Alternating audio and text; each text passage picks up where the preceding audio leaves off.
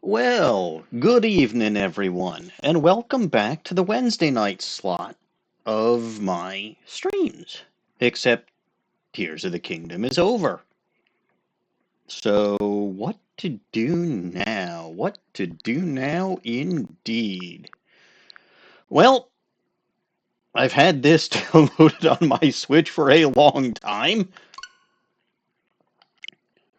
We're playing West of Loathing, which is a pretty good game. Like, I admit that I've played this before a long time ago, and it's a game that actually has quite a bit of depth to it, despite despite the aesthetic, the simple aesthetic. So you can see, I've got some options here. We'll keep all of my options as they are by default. And start us a new game. Oop. Well, let's actually customize the character the way I want to instead of the way the game wants to. Off to an excellent start. I was too busy shooting stuff up to actually pay attention to what I was supposed to do.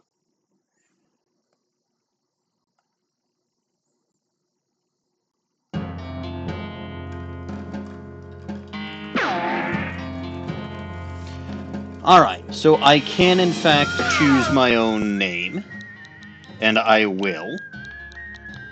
And I have had this name in my back pocket for quite some time.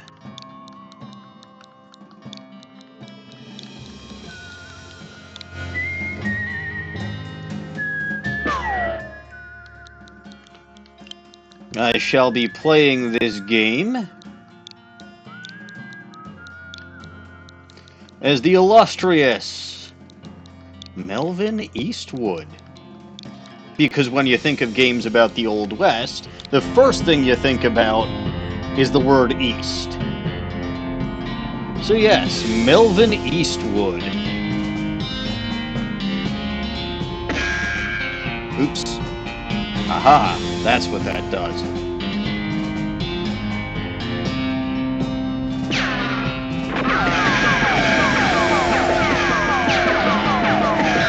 Well, I'm just gonna spend some time shooting stuff up here, because I feel like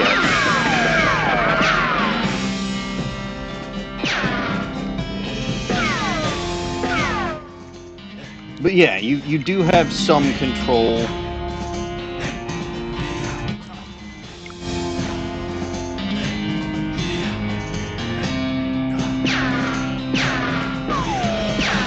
Some control over your character. Unfortunately, there's not a ton of customization for what your character looks like, but you can at least customize the name.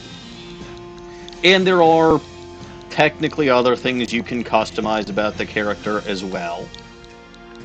I will admit that I am used to playing this as a PC game, which is why I'm a little bit awkward at the controls on the Switch, but that is not at all Eastwood.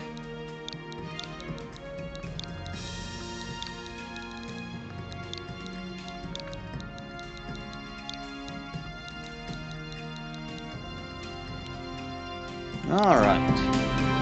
Good, and let's actually get started. I can deal with a reward.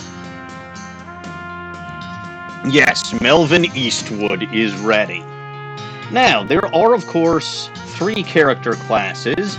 There is the Cow Puncher, the Beanslinger, and the Snake Oiler. So the Cow Puncher, as you can imagine, specializes in muscle or physical attacks, so using things like melee weapons. The Snake Oiler, you can kind of see from the animation, specializes in ridiculous medication and melee weapons like guns. And the beanslinger specializes in cooking and magic. So you've got muscle, you've got moxie, and you've got mysticality. I've played as a cowpuncher before, I've played as a snake oiler before, I've never actually played as a beanslinger. So, I'm Melvin Eastwood. Well, you know what? Let's actually get the descriptions for each of these. So you can see, right, cowpunchers solve their problems with their fists, whether it's shaking them at a disagreeable feller in a disreputable saloon, or using them to punch a slightly more disagreeable feller in a slightly less reputable saloon. You've heard that cowpunchers are in demand out west since the cows came home, which stands to reason. Cows aren't going to punch themselves, after all. The snake oiler. Snake oilers rely on their moxie and chutzpah. As a Jew, you can probably guess why I went with the snake oiler first, because chutzpah is a Yiddish term. But yeah, they rely on their moxie and chutzpah to tame snakes, their fearlessness to extract potent oils from those snakes, and their cleverness to manufacture and sell potions from those oils. You've heard snake oilers are doing really well out west since the cows came home. Everybody needs potions and hope in these dark days, and also out west it's where all the best snakes live. And the beanslinger. Magic and cooking are inextricably intertwined in loathing, and the beanslinger is the mystical master of both. You've heard there's a shortage of cooks out west since the cows came home, due to most of the cooks having been brutally killed by the cows.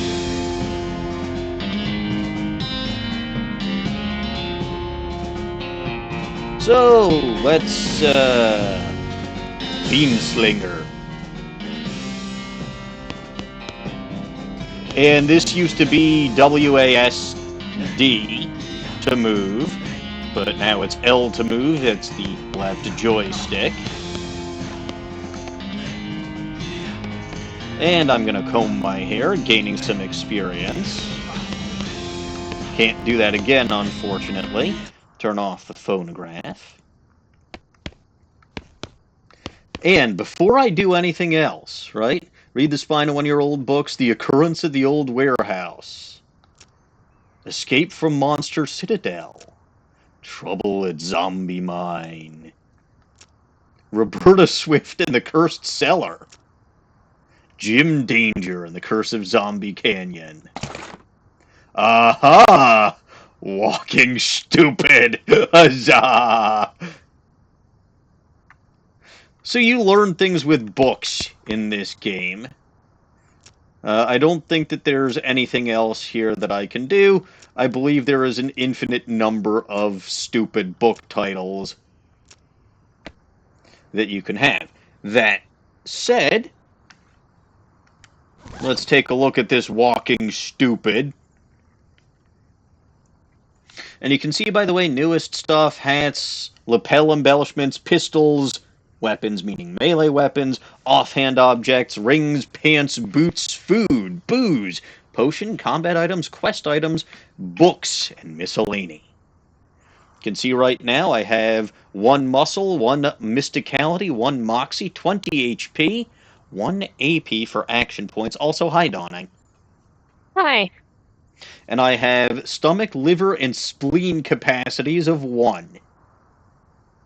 But that sounds like very small on all of those things. It is. This is the base stats for your beginning player. I see. It means you can consume 1 food, drink 1 booze, and imbibe 1 potion. But this book, Walking Stupid, this book tells the tale of a renegade sheriff who is really, really bad at walking. So let's read it. You read the book from cover to cover and learn how to walk really stupidly. Stupid walking has been added to your options menu.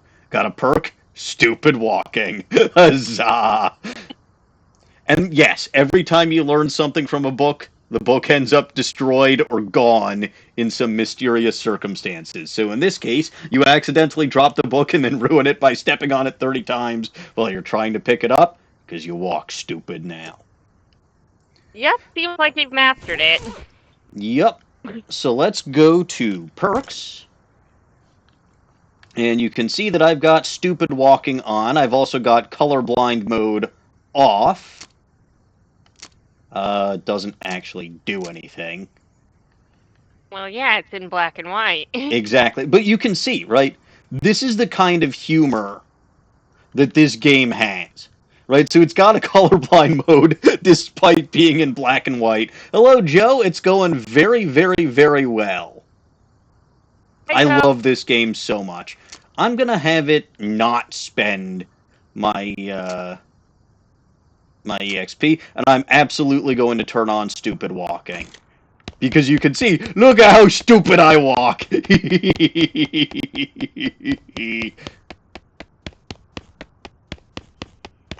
Alright, now... I feel like he could walk worse. Oh, you'll see. That's just one style of stupid walking that you have. Now, one thing that I do remember about this game, decisions that you make, even very early on, that seem relatively insignificant, may become helpful later on. Case in point. Like reading stupid walking? Well, yes, like reading stupid walking, but let's also talk to my little buddy Russell here. Hey, Russell, how you doing? Caw! I'm gonna miss you, buddy. Let's feed Russell a cricket. And I could say goodbye, Russell, be good, or maybe it's time for you to leave too.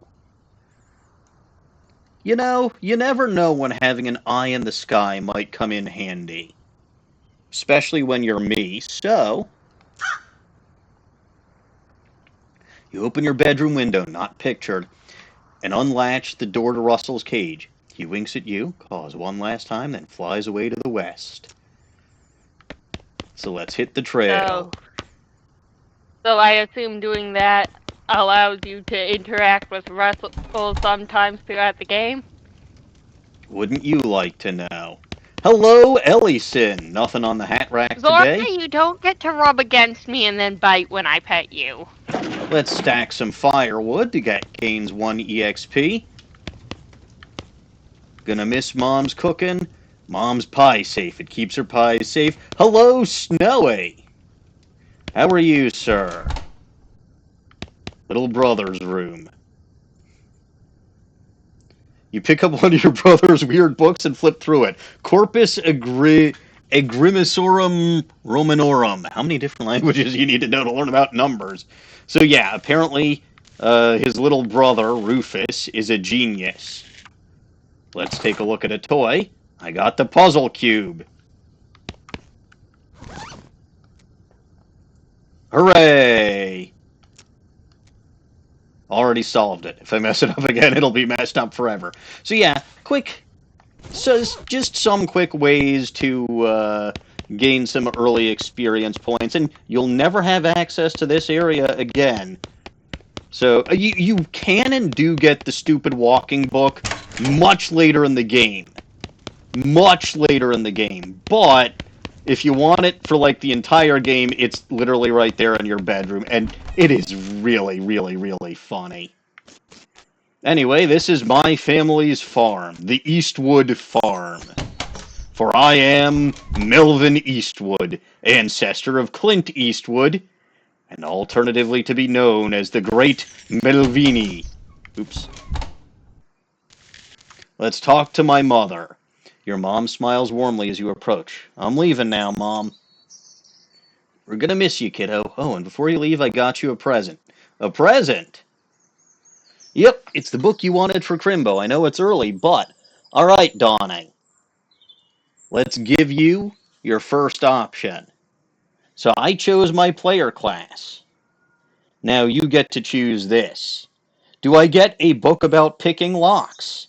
Do I get a book about desert survival? Or do I get a book about bartering?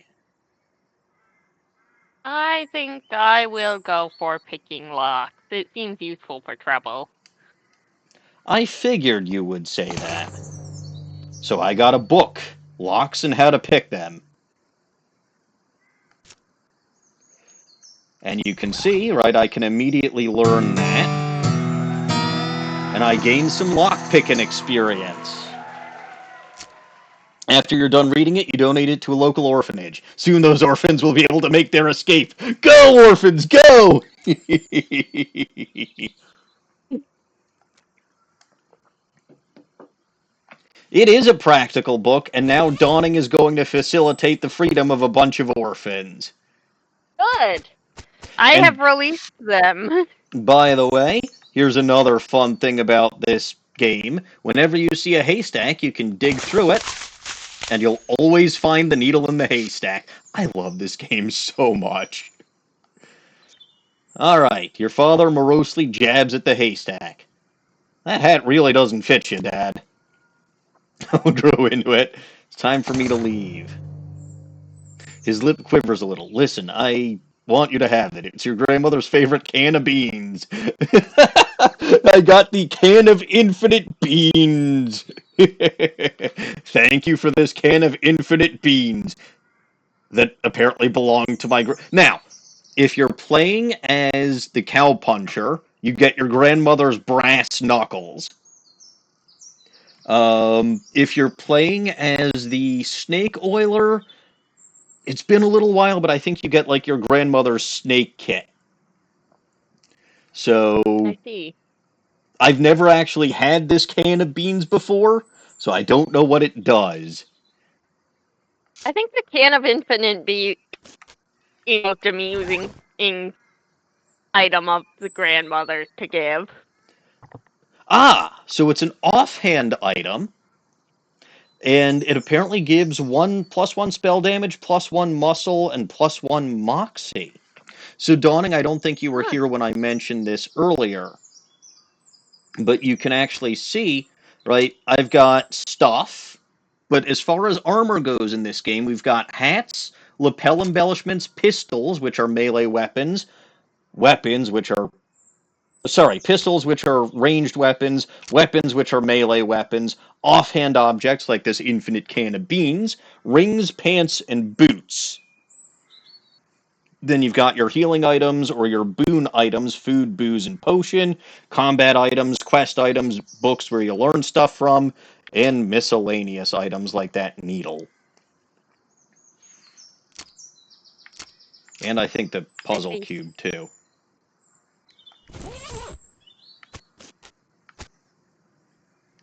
One more hug before I leave, yes.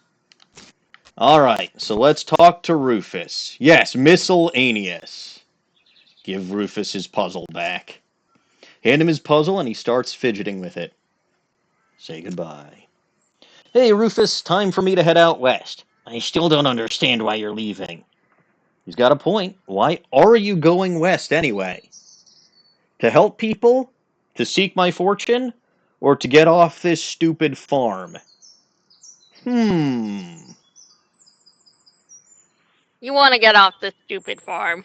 Are you sure? I might want to seek my fortune. What if it's a little bit of both? It might be a little bit of both. So which should it be? I think you're getting off this stupid farm. Alright, I will get off this stupid farm with its stupid farmful munchers. Rufus, you know how much I hate it here. I can't stay. I've got to go where the action is. I mean, I know none of the three are exclusive, but they actually do have effects on the game, Snowy. They do. If you choose you want to help people, you get bonuses for helping people. If you choose that you're going out to seek your fortune, you'll find more money or currency, which is meat, in mines, and you'll get more meat for certain quests that you complete. I don't know about this one though. I've never actually done this just to get the heck off this farm, but we'll see. It's so dangerous. 60% of the people who go west get killed within a year. And that statistic is from before the cows came home. Dawning, does it sound dangerous that the cows came home? No, the cows love home. Well, you'll see exactly why it is in fact dangerous, but I'll be okay. You worry about taking care of Mom and Dad, I'll worry about me. Okay, if you say so. I still think you'll be dead by Crimbo. By the way, in case it's not obvious, Crimbo is Christmas. Just in case. Anyway, I'll miss you, Rufus. You give him a playful playful punch on the arm. Leave. All right. Now that we have established my player class, now that we have gotten my infinite can of beans and gotten a hug from my mother and figured out why I'm leaving, let's get the heck out of here. Go west, young man? Abso-fucking-lutely. And yeah, no, we'll never be able to go back there again. So let's watch the opening credits. Because the people who made this game really do, in fact, deserve, first of all the humor that you have in the opening credits, and they also deserve a lot of dialect coach. Stunt coordinator, yes. But they deserve a lot of credit for this. Because this is, again, despite the simple aesthetic, this is a really funny game. And it does have a surprising amount of depth. 200 miles later.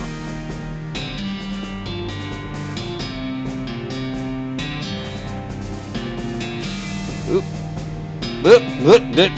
Oh no, I fell off the back of a turnip wagon. Well, the bad news is you fell off that cart and got knocked out for a couple of hours. Now you've got no ride, no meat, no prospects. Good news is that you're in a town rather than a gulch somewhere. Not much of a town, though. Get up and dust your... I think I'd feel right at home there. It's possible. Get up and dust yourself off. And yes, this town is in fact called Boring Springs. Let's grab this turnip.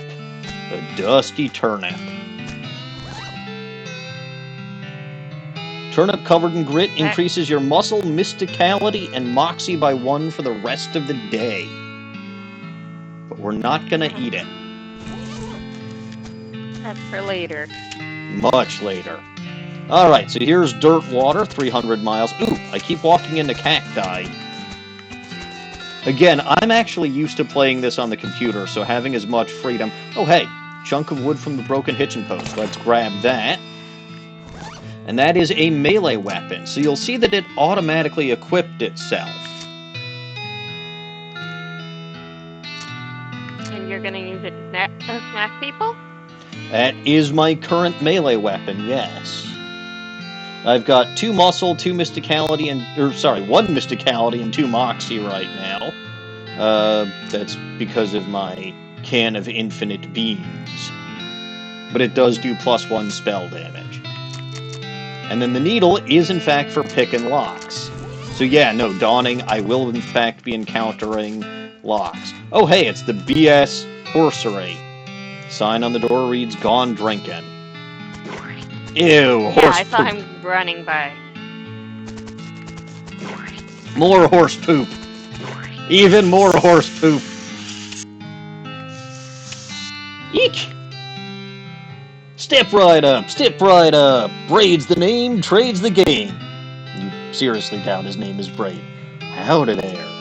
Howdy, Braid, what are you trading? Well, sir, today I'm trading locks for soap and a stick of dynamite for a needle. And to the cunning skinner who brings me 3 rattlesnake hides, well, to that adventurous soul, I will trade a fine silver pocket watch.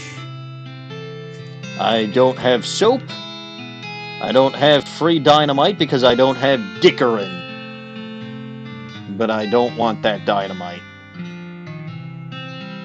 No trades right now.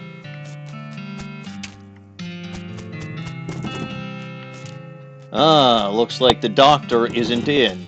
Or at least she's telling me to go get lost. What's this? Some loose dirt. Potentially worth remembering that's there.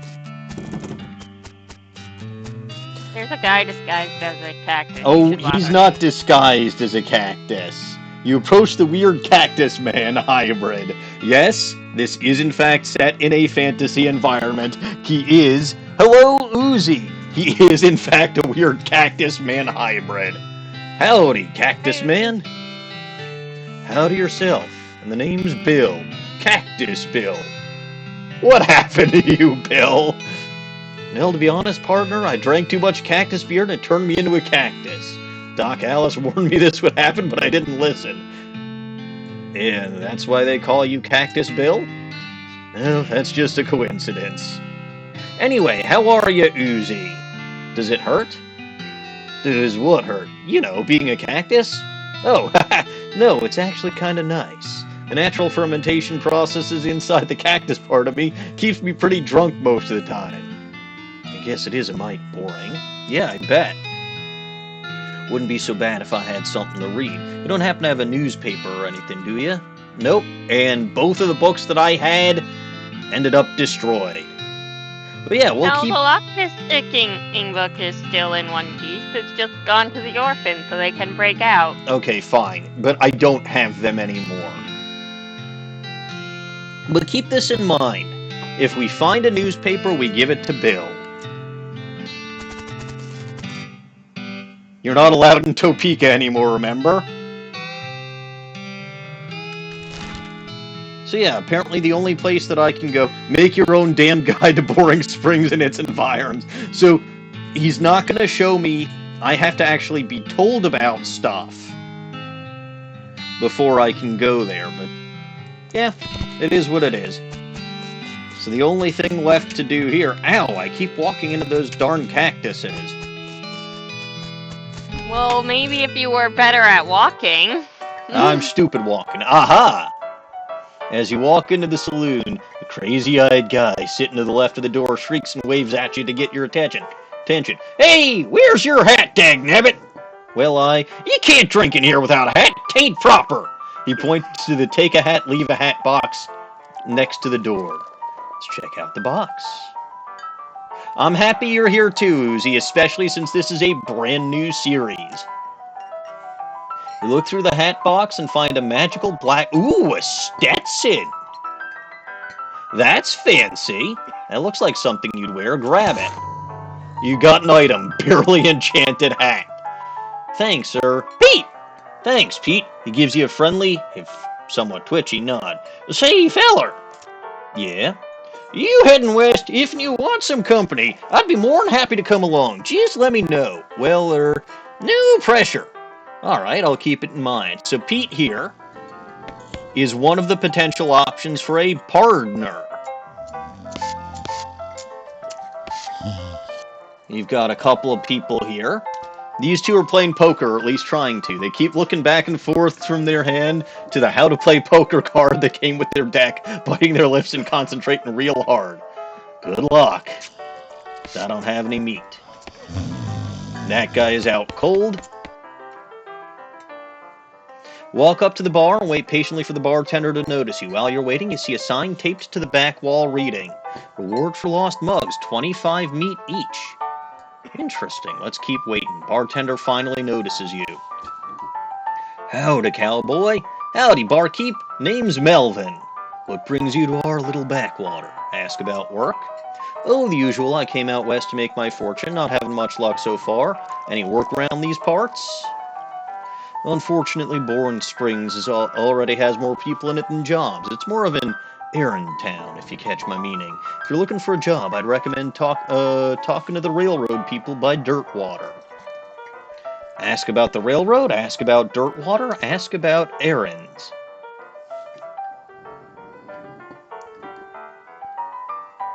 I would like to ask about the railroad.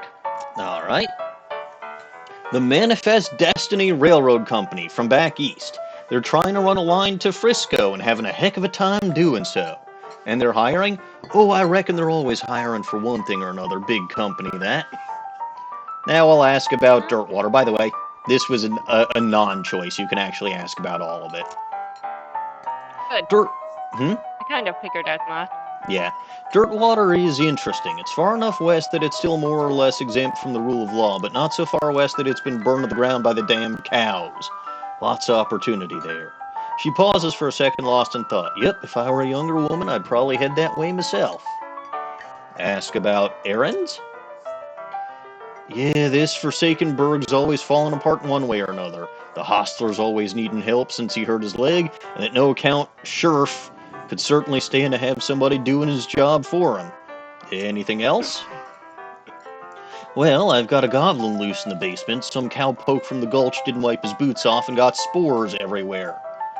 I can probably handle a goblin, right, Dawning? You're a big fan of goblins, I hear. Much obliged. I'll unlock the basement door for you. Oh, and you'll need this. Got an item, weak fungicide. Alright, I'll take care of it. Howdy, I'm Melvin.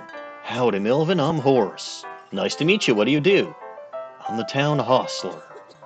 I don't know. Dawning, do you know what that is? I don't think I do. So let's ask. I'm the town horse selling guy. Gotcha. How's that working out for you? Oh, the horses are just flying out the door. So business is booming? That's not good. Nice. No, I mean the horses keep running away. I haven't sold one in ages. Oh, is that why you're drinking instead? Yep. And me being here drinking instead of watching the horses is probably how they keep escaping. It's one of those vicious circle things. Well, I'm in need of a horse. Do you have any left? One. Kind of a boring one, but it's got 4 legs and a back to sit on. Come see me at the stable and I'll be happy to show it to you. Okay. And now he's gone to the stable. By the way,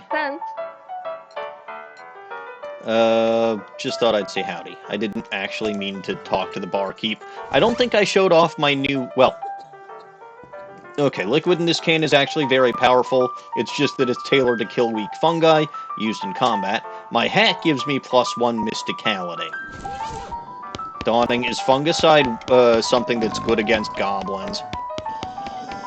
I don't. Oh. Well, now here we have a decision that may or may not affect the rest of the playthrough. It's a spittoon. People spit in it. You know without even looking in that it's absolutely disgusting. Do I ignore it? How disgusting? Or do I look in it? You're gonna look in it. Yep, it's full of spit. Regular spit, gross tobacco spit, chewing gum, and it looks like a few teeth as well. It's disgusting. And the smell. Even from a distance, it smells horrible. Look closer, or look elsewhere. Plug your nose and look closer. You are now on your hands and knees, peering into a filth-encrusted spittoon. I don't understand what is wrong with you. Wait. Is there something shining at the bottom? Get it? Get it. Or forget it? The shiny. Grab the shiny. Get it. You reach your hand toward the spittoon. Even before you touch it, you can feel the grossness in the air, like a greasy fog enveloping the stinking brass horror. It smells like the vomit trough at a mesquite BBQ eating contest. You hesitate. Never mind. Never surrender. Never surrender. You plunge your hand into the awful soup. Makes a sound like glop. Your skin is burning. Your eyes start to water. Escape or search?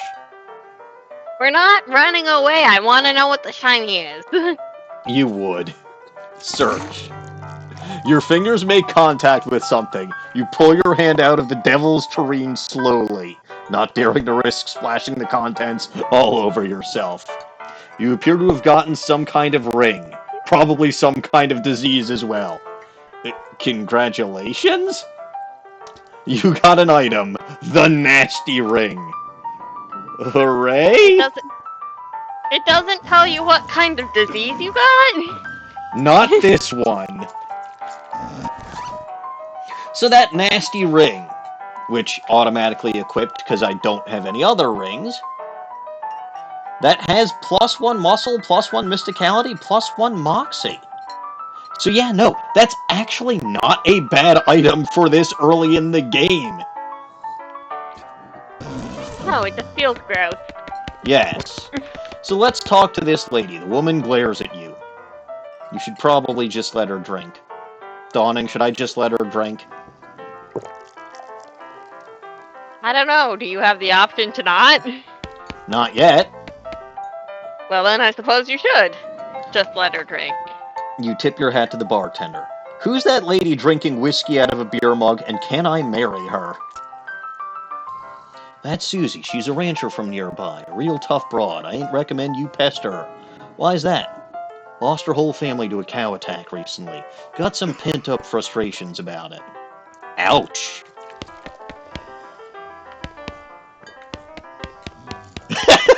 I love these stupid walks.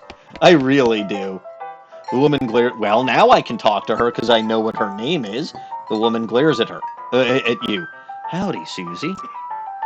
Howdy, cowboy, who's going to be searching for the spittoon for his teeth if you don't leave me in peace. Well, I already searched the spittoon and I got a ring. But okay, bye-bye then.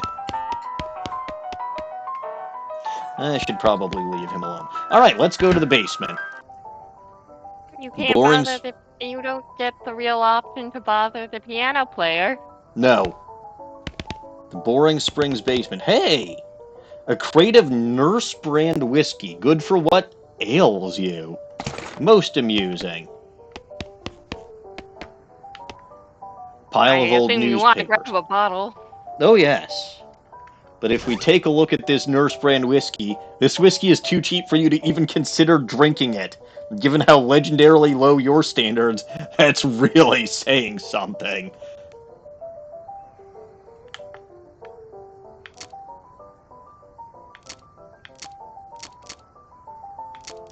Man, I don't like the menu in this one. I really don't like the menu in this one. Or at least how the interface is. Anyway, I didn't grab a newspaper, but you remember our buddy Cactus Bill wanted a newspaper. So you got an item. Boring Springs Gazette, April 20th, 1895. Hey! It's April 23rd now, so that's not too far off. Or too far in the past. Hey, look! What is this creature? The goblin shouts, "Bree York!" Okay. It must be an enemy. Don't fight the goblin. Let's try fungicide? I was told it would work. Oh no. I think I killed it. Oh, poor goblin. Having dispatched the goblin, you pat yourself on the back for a job well done. Well, that might have been unfortunate. But it attacked me! It shouted Bree York at me! Goblins say that all the time for no reason. Sure. I took care of that goblin. Hey, look! 200 meat! Oh, we're rich. Just thought I'd say howdy. Alright, let me get out of here. Not gonna join the poker game now. I can. Would you like me to? I am curious to see how the poker game is handled in this video game.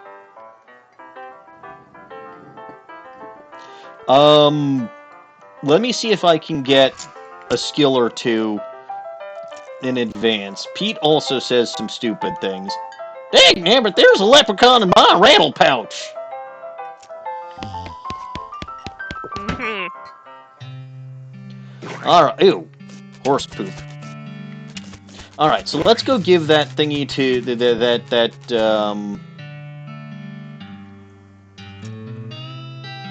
Newspaper to Cactus Bill? Yeah, the newspaper to Cactus Bill. Give him the newspaper. Much obliged, partner. Now, let's see. What can I do to return the favor? Oh, I know, my shovel. I left it behind the outhouse at the Ore Hole Mine. It's yours if you go get it. I'm sure you'll find use for it. Hey, a shovel! If you could just kind of stick that newspaper to my face before you leave. Yeah, stick the newspaper to his face. There you go. Cactus Bill reading the news. Good for him. Alright. So let's see. Wait, why can't I go to Orehole Mine? Because you only know that it exists, not where it is. That should have unlocked Orehole Mine. But it seems to have not. Interesting.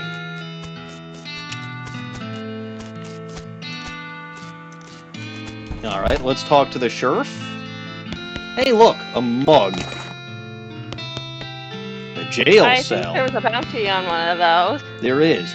Wanted for bird theft. Naked Mike Bernstein. Reward 200 meat.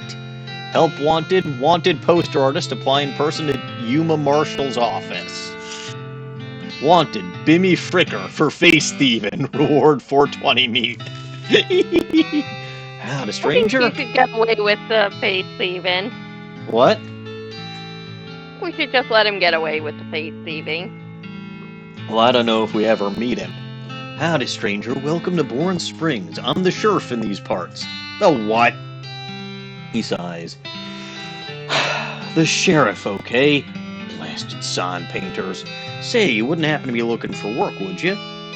As a matter of fact, I am. Right, Dawning? I think we are, yeah. Great, because I happen to have some. There's a gang of hoodlums around here what call themselves the Fricker Gang. Last time I arrested one of them, they busted out and took my cell door with them. It ain't much good without the door. And I need somebody tough, smart, and/or slick to go fetch it back for me. Why don't you do it? You're the sheriff after all, and Dawning, am I tough, smart, and/or slick? No, but we'll give it a shot anyway, because what's the worst that could happen? Oh, so you don't want me to ask why the sheriff doesn't do it, okay. No, we should ask him. Alright. I gotta stay here and practice my chair tipping. Alright, I'll give it a shot then. Funny you should say that, because I'm sending the deputy along with you to keep you out of trouble. Takes his pistol out of his desk and hands it to you. You got the item deputy pistol. Deputy! You deputized a gun! Good. As one should. Someone's Yes, gotta be well. the deputy. You're new in town, maybe you ain't noticed, but there ain't much here to do here except drink. Here, let me write down where the Fricker Gang's hideout is for you. Makes a little note. Ah, okay. So that's what I've got to do. Again, I did play this game before.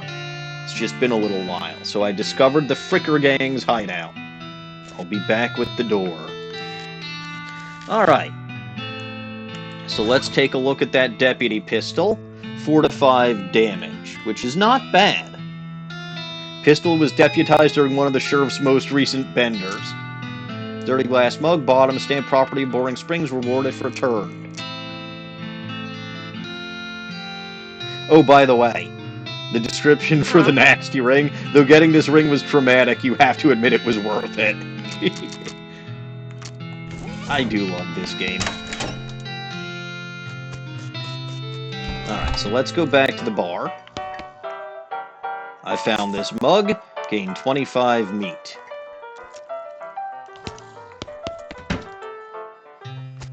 Let's talk to the hostler. Uh-oh, horses are 1,000 meat. Afternoon, sir, what can I do for you? How's business? Oh, you know, every day I'm hustling. To tell you the truth, it's pretty terrible. All my horses keep running away. Well, except for this completely ordinary one. That's rough, maybe I can help. Oh god, yes, thank you. Please, I'd go fetch him myself except for this injury. I'll give you 300 meat each for finding him. How many are there? 3. Here, let me see your map. They're pretty much always run to the same places. You draw 3 little pictures on your map. You got the Orehole Mine, the Boring Springs Boneyard, and the Thousand Snakes Gulch. Why these places? I think they like... Because they like snakes. Well, I think they like environments that are thematically appropriate. You were saying, Dawning? Because they like snakes. Well, only one of them is in Thousand Snakes Gulch. Here, when you find one Hmm? Well, that one must be a very big fan of snakes. Yes. Here, when you find one, feed it some of these oats. That should send it back here. You got an item. Bag of homing oats. How does that work? They're special pigeon-infused oats. Okay, will do. I'll dig through that haystack. I'll dig through that haystack. You said something earlier about an injury? Yeah, I busted my knee while I was out mucking out the showroom. Don't ask how, it's embarrassing. I was gonna get Doc Alice to have a look at it, but she gave up doctoring. Why'd she do that? Nobody knows. She just shut herself up in her office. Said she wouldn't talk to anyone except Nurse Whiskey. Is that an actual nurse, or I'm pretty sure she was just being sarcastic? Nurse Whiskey, you say? I'm aware of a nurse named Whiskey. I believe we have some Nurse Whiskey. So, there's a bunch of stuff for us to do. What do you think we should do? Should we go after the Fricker gang? Should we go find the horses?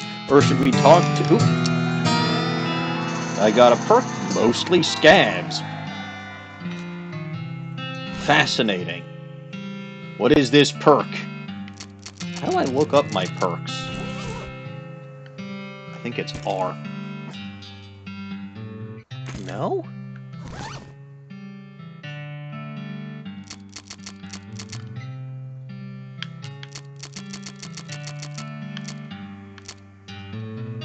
I think that gave me 5 extra HP. I don't remember where you look up your perks. Oh, it would be L. There we go. Myself, I've got Muscle, Mysticality, Moxie, Grit, Gumption, Glamour. What the heck is Lava Fava? Ooh. Bean Shield, Hellbender, Outfoxin, Lockpickin' Experience, Stupid Walking. There we go. Mostly Scabs is, in fact, plus 5 HP. Well, that's nice to have. Yes. Unfortunately, I don't have enough experience to upgrade any of my skills, but I do apparently have Lava Fava, Bean Shield, and Hellbender, which all sound funny. And you can see what my base stat is and then the current stats. So the current stats are modified by the armor and or weapons that I am holding. Mm-hmm. There we go. Anyway, did we make a decision as to what we were going to do? Doc Alice, horses, or Fricker Gang? I think we should get Nurse Whiskey back to work. Alright then. Let's go to Doc Alice. Get lost! Offer whiskey. Whiskey delivery for you, Doc. What brand? Nurse Whiskey. Your favorite, I'm led to believe? Didn't know she makes house calls. Alright, hold on. You hear her rattle as she unlocks the door.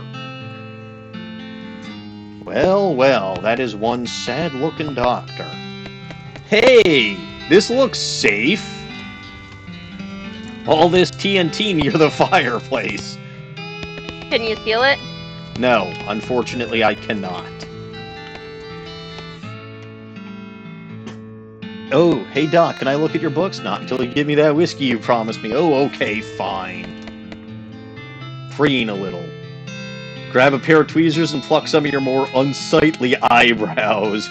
Gain 1 experience. Huzzah! Alright, Doc Alice looks to be about in her 50s. Her hair is graying and her face is lined, but her eyes are still clear and sharp, if bloodshot. She holds out her hand.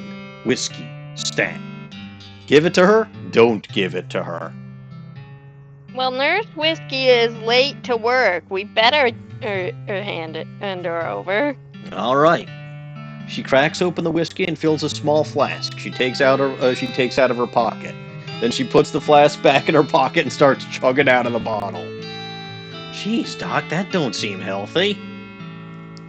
Who's the doctor here, me or you? Okay, point taken. Alright.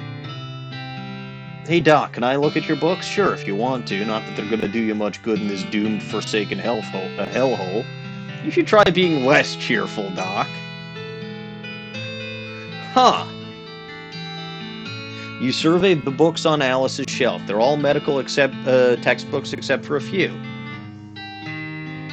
Leaf through the You're legend... gonna read the goblinoid in tongues. Okay, leaf through the goblinoid tongues, a primer. You start flipping through the goblin language book. It's confusing at first, but eventually you get so engrossed that by the time you take a break from reading, several blurfs have passed. You also know that blurf is the goblin word for hour. You've learned to speak goblin, sort of. You got a perk, goblin tongue. Good. I don't know who Fred Ferguson is. Why don't we find out? Alright. This book purports to be a Civil War surgeon's autobiography, but flipping through it you mostly find lists of reasons that drinking alcohol is bad. So it's actually a work of ludicrous speculative fiction. Well, at least there are some useful appendices in the back, and some diagrams of appendices. You gain 3 XP. Leaf through the legend of Curly's meat. I suppose we should. I'd hate to leave a book unread. The book tells the story of a legendary treasure, a massive chest full of premium meat, secreted in the hidden sense, not the extruded sense, in the western desert by an old cowhand named Curly Butterfield. Now, remember how I said earlier that if you chose your purpose for leaving actually dictated some stuff? Mm-hmm. If you find the treasure of Curly Butterfield, which you can do, and you said that you went out for more meat, or to make your fortune, I think it would be about double the treasure. I see. But I just had to get off that damn farm, so... I suppose we've read every noteworthy book here. We have. So should we talk to the doctor then? Might as well, see if she has anything interesting. Doc Alice continues to pour whiskey down her neck, occasionally stopping to breathe. Is everything alright? That depends on how fast I can get this whiskey into my bloodstream compared to how fast my liver filters it out. I can't talk and drink at the same time, so she glares at you meaningfully. So, what's up, what's the matter, Doc? What's the matter? This whole world's gone to hell in a horse cart, and you ask what's the matter? Bandits, cow demons, dead men walking? Why don't you go ahead and pick one? I'll drink to that. Dead men walking? You haven't seen it? Corpses and skeletons staggering around like puppets, half their strings cut, looking to take a bite out of the living? No? Dawning, does this sound like something that I would like to see? If you're in the right mood, perhaps. Skeletons and bones? Oh, wait, no, bones, you're right. No, Good you don't news. want to see the bones. These are like stick figure skeletons, so it's perfectly fine. Well, just count your lucky stars and stay out of the town cemetery then. We're gonna go to the cemetery, aren't we? Eventually, but... So, that's Doc Alice's house unlocked. Let's go to the Boring Springs Boneyard, the Thousand Snake Gulch, the Orhole Mine, or the Fricker Gang's hideout. We should probably go get the door. So we want to go to the Fricker Gang's hideout, huh? Well, alright, we're here at the Fricker Gang. They're not doing anything with the door. Probably not. Thud Fricker, the Fricker Gang's intrepid lookout, appears to be taking a little nap. Wake him up, just shoot him, or ignore him. Wake him up.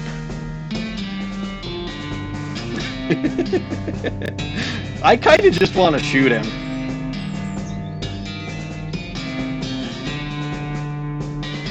But what if he has something interesting to say if you wake him up? I think that just gets you into a fight. Oh. But what if it doesn't? I'm pretty sure it does.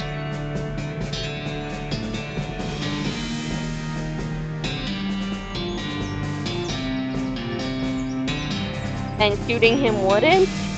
No, he'd be dead. What if he survives it? I'm pretty sure... I've never actually chosen that option. So I'm pretty sure that's the kill him dishonorably way.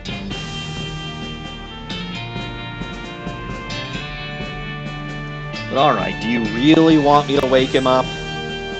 Wake him up. You poke Thud with your boot. Slowly gets to his feet. Hey, you're not supposed to be here. Thud is... well, let's just say he's no Rhodes Scholar. You assume it's 7 years from now and that idiom makes sense. You feel bad about the idea of killing him. Let's fight, Thud, or walk away, Thud. I'd walk away or else.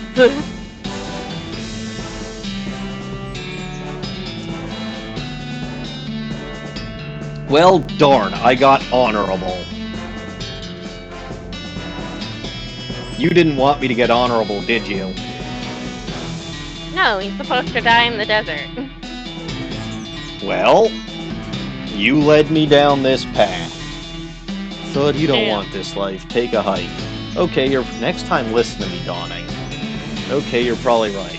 Thud stumbles off into the desert. He'll probably be fine.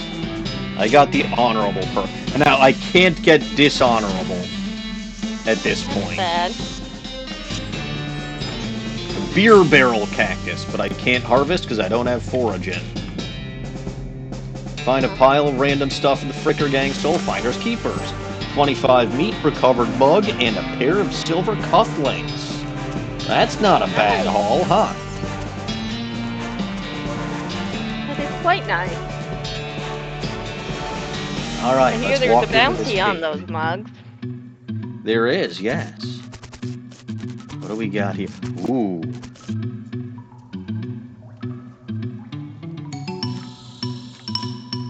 One of the Fricker boys is dozing in the bathtub. Tie him up. Psst, can you pass the soap? Or don't disturb him. I think there was mention of a need for soap. Alright, psst, can you pass the soap? He mumbles and hands you a bar of soap before sinking deeper into both sleep and the tub. You got an item. Bar of soap. Cool. So do I want to tie him up now, or just don't disturb him? I'm up. You grab a length of nearby rope, a nearby length of rope, and careful. By the way, I think if I didn't have honorable, one of the things I could have done was shot it. Oh. You grab, I don't know that for a fact, because I don't think I would have wanted to startle the other Frickers, but I could be wrong. You grab a length of nearby rope, carefully tie his hands together, bend his hands to the tub. The sheriff can come collect him later. Let sleeping bandits lie.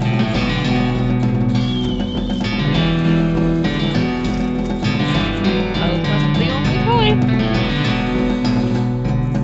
choice. You cautiously approach the Fricker Gang. They're pretty engrossed in their poker game, so it doesn't actually require that much caution. You hide behind a barrel and eavesdrop on their conversation for a while. The one with the eye patch is quiet, but you gather that his name is Snipe, and the squirrely one is his brother Whitney.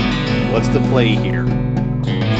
Approach them and talk, or leave without alerting them? What if we joined their poker game? Then let's approach them and talk. Howdy, boys, deal me in? The one without the eye patch raises an eyebrow at you. Who are you? How'd you get past Thud and Soapy? What do you want? You're under arrest? It's Bimmy, or I'm here for the sheriff's door. It's Bimmy. It's me, Bimmy, your brother. He squints at you. Bimmy? You ain't Bimmy. Sure I am. Ask me anything? I am too. Back me up here, Snipe. I am so Bimmy, I stole some Rube's face. You stole some Rube's face. I am so Bimmy, I stole some Rube's face. It's me, I stole some Rube's face. Ha! You always did have a knack for face rustling. What's new, Bimmy? We gotta get out of here and fast. We gotta get out of here and fast, Wimpy. The Pinkertons are onto us, and they'll be here any minute. Dang nabbit! Come on, Snipe, let's hightail it. I'll catch up. I'll catch up with you guys later tonight. Wimpy nods. He and Snipe hurriedly pack up their belongings and flee the cave. Congratulate yourself on your attentiveness, memory, and strong interpersonal skills. You gain 10 XP. Let's grab the door and skedaddle. Not before I grab that mug on the table. And yeah. another pile of... bounty on the mug. Yeah, and another pile of Fricker's ill-gotten gains, which is 50 meat. Let's grab the Sheriff's cell door. And let me actually see. 25 XP, I've only got 23. I want to increase my outfoxing if I can, though. Because I get a feeling that's going to come in handy at the poker game. One might do that. Yes. Alright, so let's take a look at my items. I've got the Sheriff's cell door, the door from Boring Springs jail's only cell, 2 recovered mugs, a bar of soap, Dr. Sweckleton's Pure Castile Soap. Where this comes from, they call it dope. Pair of silver cufflinks. If you wore fancier shirts, you might have some use for these. Interesting. Brimley's location-aware oats. They're healthy and expeditious. We'll send the hostler's horses back to him. Excellent.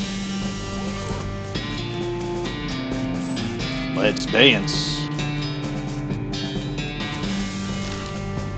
Alright, let's return to the town of Bourne Springs.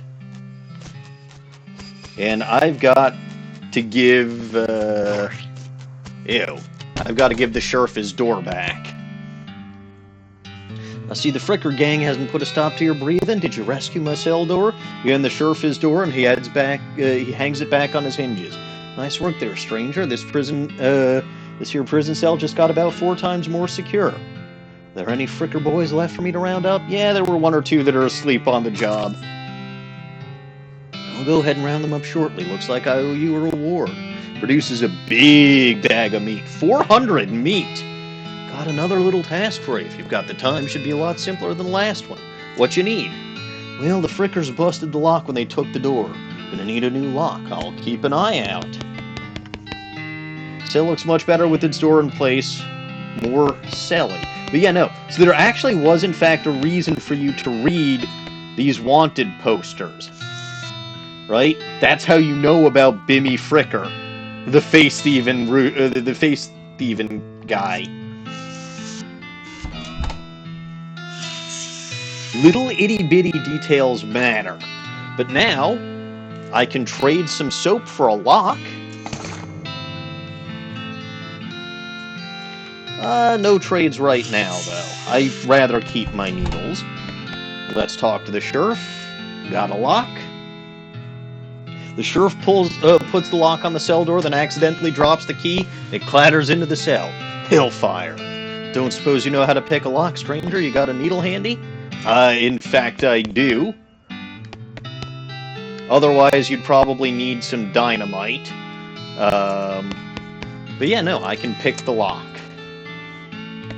That did consume the needle, though. Unlocked your cell for you? Damn hungry locks. Yeah. Sheriff walks to the cell, picks up the key, looks around for a place to hide it, and eventually sticks it under his hat. Thank you kindly, stranger. If Bourne Springs ever gets any more criminals, they'd better watch out. It's a good job you've done. Don't mention it. Here, have this as a souvenir of your time in Boring Springs. I got the replica sheriff badge. Thanks. And that, of course, is a lapel embellishment. So that is +1 armor. Isn't that nice? Nice. Alright, so little goblin, anything we should do now?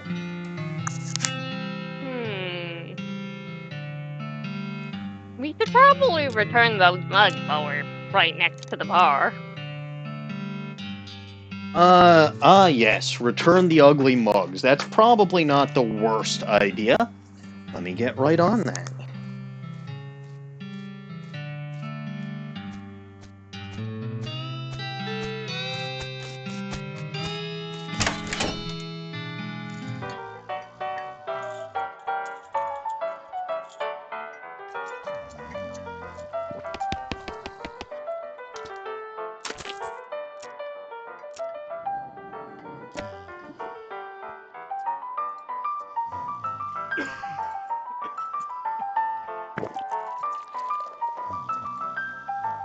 Alright, Mug's returned. Now let's go horse hunting. Yeah, we are still a little money short on, trying to get... Yeah. But we can... go find the loose ones. we can certainly try to find the hostlers' horses. Every day they're hostling. So, let's, pop on out. And I'm going to make the executive call here and say we should go to the ore hole mine first. What do you think? That is where the trouble is. Yes. So let's go to the ore hole mine, because there's 2 things we can do there, not just one. And would you look at that? I see an outhouse. This is where Bill said to look, so look behind the outhouse. Hey, he wasn't kidding. Not that this would have been a funny thing to kid about, I guess. I got a shovel. Da-da-da-dum. And a mug. There's still some meat ore in this cart. How did they lose all those mugs in all of these places? Not much to do except drink around here, but let's have some meat ore. Hey look, 50 meat.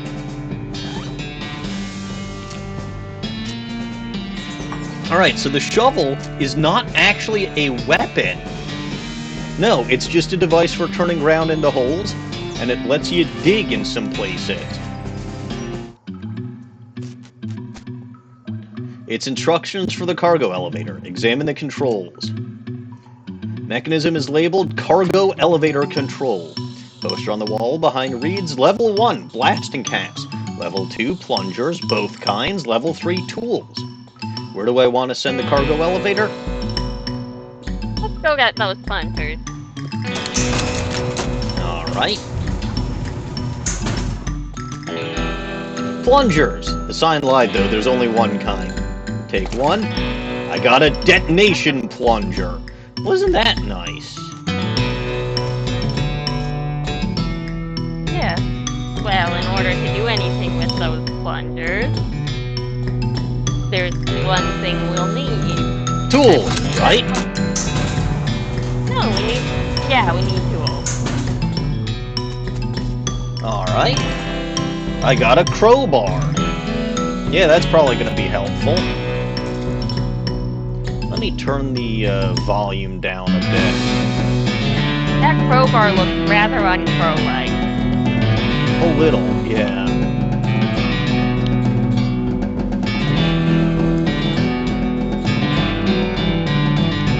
How do I turn the volume down?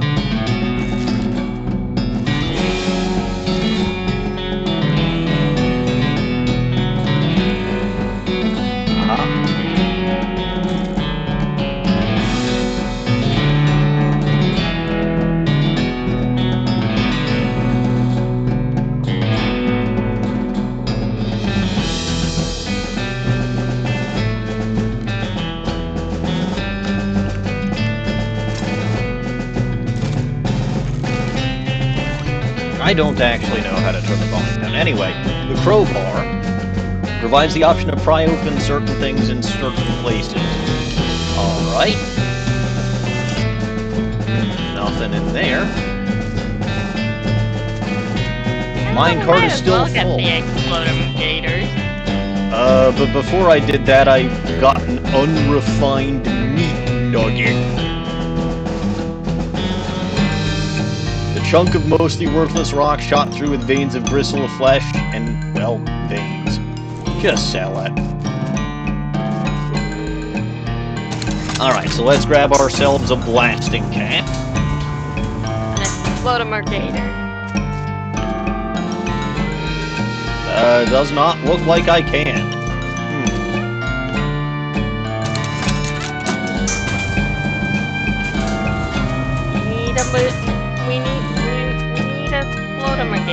There we go. Crates are all labeled blasting caps, and it's in all caps. Period is part of the label, that's why it's inside the quotes. Grab one. Got a blasting can. As it so happens, this looks dangerous. Should I hook the plunger up to it? Do it. Fighting against your instincts for self-preservation, you hook the plunger and strung it a fair distance away. Boom, boom. This looks dangerous. Add a blasting cap? Add a blasting cap. Okay, you've succeeded in putting yourself in grave danger. This looks dangerous. This makes you nervous. We're gonna explode him again. Press the plunger. Kaboom! Hooray! Greatest full of blasting caps, you don't need any. Well, that was less dangerous than I thought. Hey, 50 meat. And, most importantly, something... Well, there's an item to dig, a silver nugget. And yes, there is a horse. A shiny nugget of silver. So, you see the horse, barely. Approach her.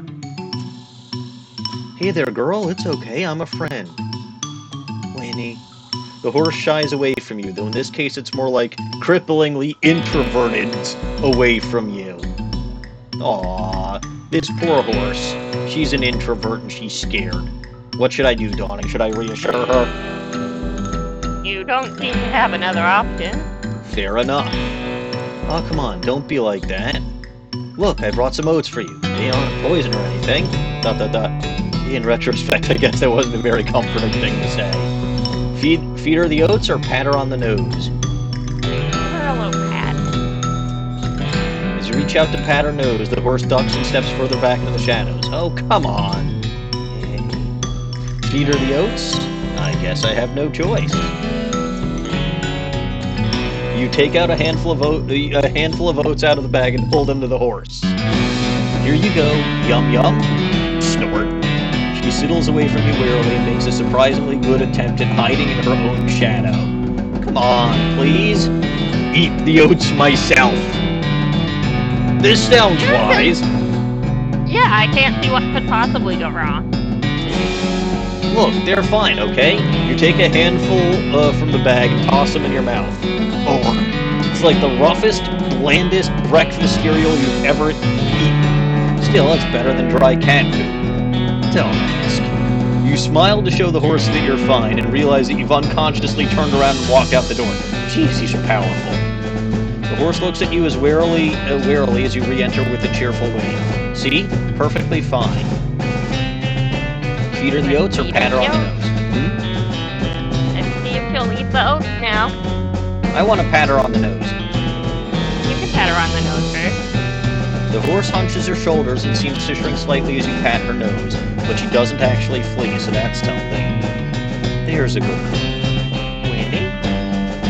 Alright, now we feed her the oats.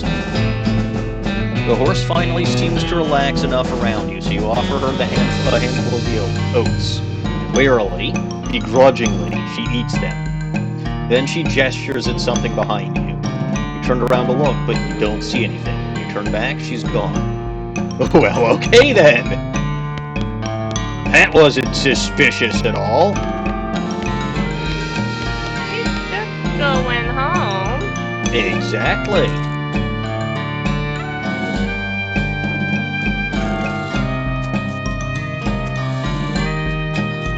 Alright. Back to Boring Springs then, shall we? Unless there's something else around here for you to do.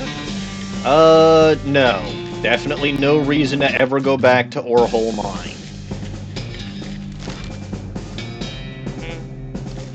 What was that hum? You think I'm lying?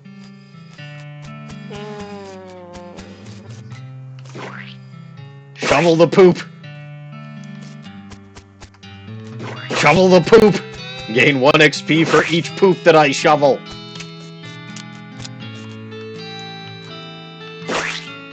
Huzzah! And there is in fact some dirt, and there's a recovered mug. Can you talk to Bill now that he's reading the newspaper? Well, let's talk to him then. Apparently not. He's very focused. Very focused. Alright, back to the bar. And actually, I would like to... Where is my outfoxing? Oh, right, that's just my... Yeah, here we go, outfoxing. Upgrade. Woohoo.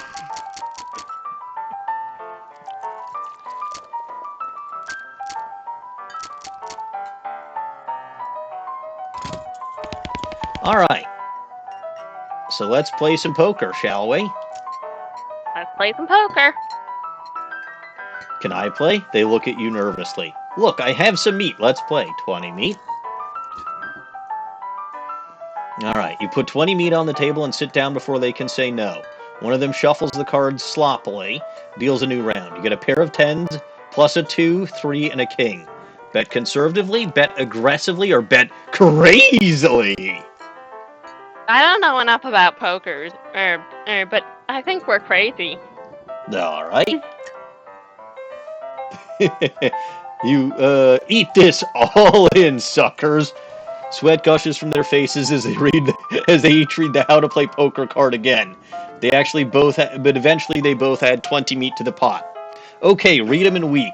You show a pair of tens plus 2, 3 king. The guy on the left has a full house, 2 jacks and 3 aces. The gal on the right somehow got a straight flush, 2 through 6 in hearts. I win or outfox them. Outfox them, right? Do you actually win? I don't know enough. No. I have literally the worst hand. The gal on the... So, the straight flush, 2 through 6, in heart, that is the second highest hand that there is. Straight flush. It only loses to a royal flush, which is 10, jack, queen, king, and ace in the same suit. But I'm gonna outfox them. They'll never know. Yeah, you explain that jacks are worth 9 points each, giving the guy on the left a total of 21 points, to the gal on the right's 20, and you're 25 plus a king. And the king represents King Ralph IX, whom Western colonies revolted against because of unfair taxes, so they owe an extra tax of 10 meat each. They nod in understanding and push more meat across the table at you. You collect your winnings and stand up. They thank you for helping them learn the game. You gain 60 meat. You can't go back and swindle them again, I'm sorry. Anyway, let's return some mugs.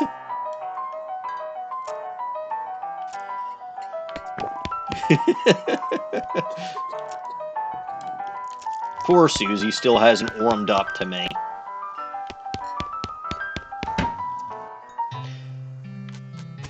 Well, there's still some work what needs be doing, right? I remember mention of some more horses. We should probably make sure that horse we found when got home safe too. Fair enough. So let's stupid walk on over, shall we? Shall we? Indeed. I don't know how you spotted her hiding in that mine, but thanks for sending back my dark horse. 300 meat. Nice. So, I can technically buy a horse now. I think we should find them all,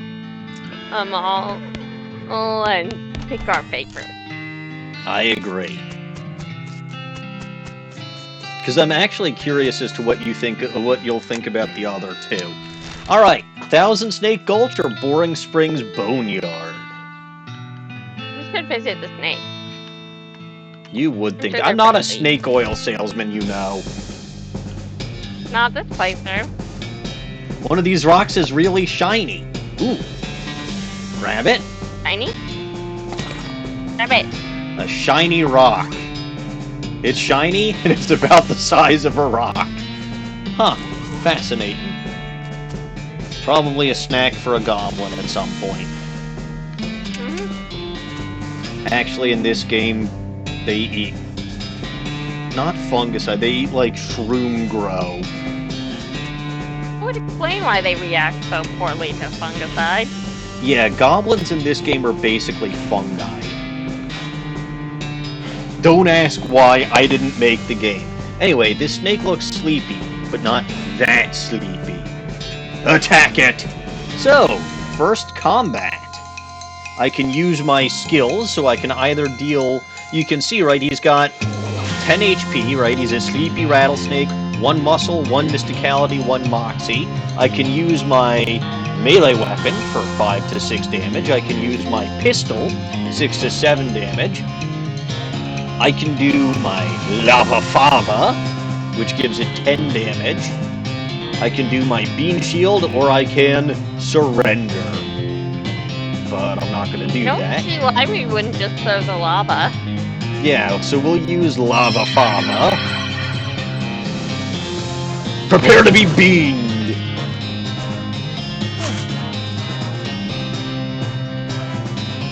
And you'll see I have no more action points, so I can't do that again. So I'll just hit him with a board. Victory! Now, if I was a snake oil... well, you have slain a snake. Before long, they'll kill you. They'll call you Snake Murder in Snake Murderer in Melvin. No, they probably won't. They'll call me the Great Melvini. Yay! Yay! What? We got the free XP. Oh yeah. Would you like me to use that XP? I don't know enough about the stats. I will leave you to spend your XP and just bother other choices. I don't actually think I needed the extra outfoxing, but you know what? You never know when it's going to be helpful.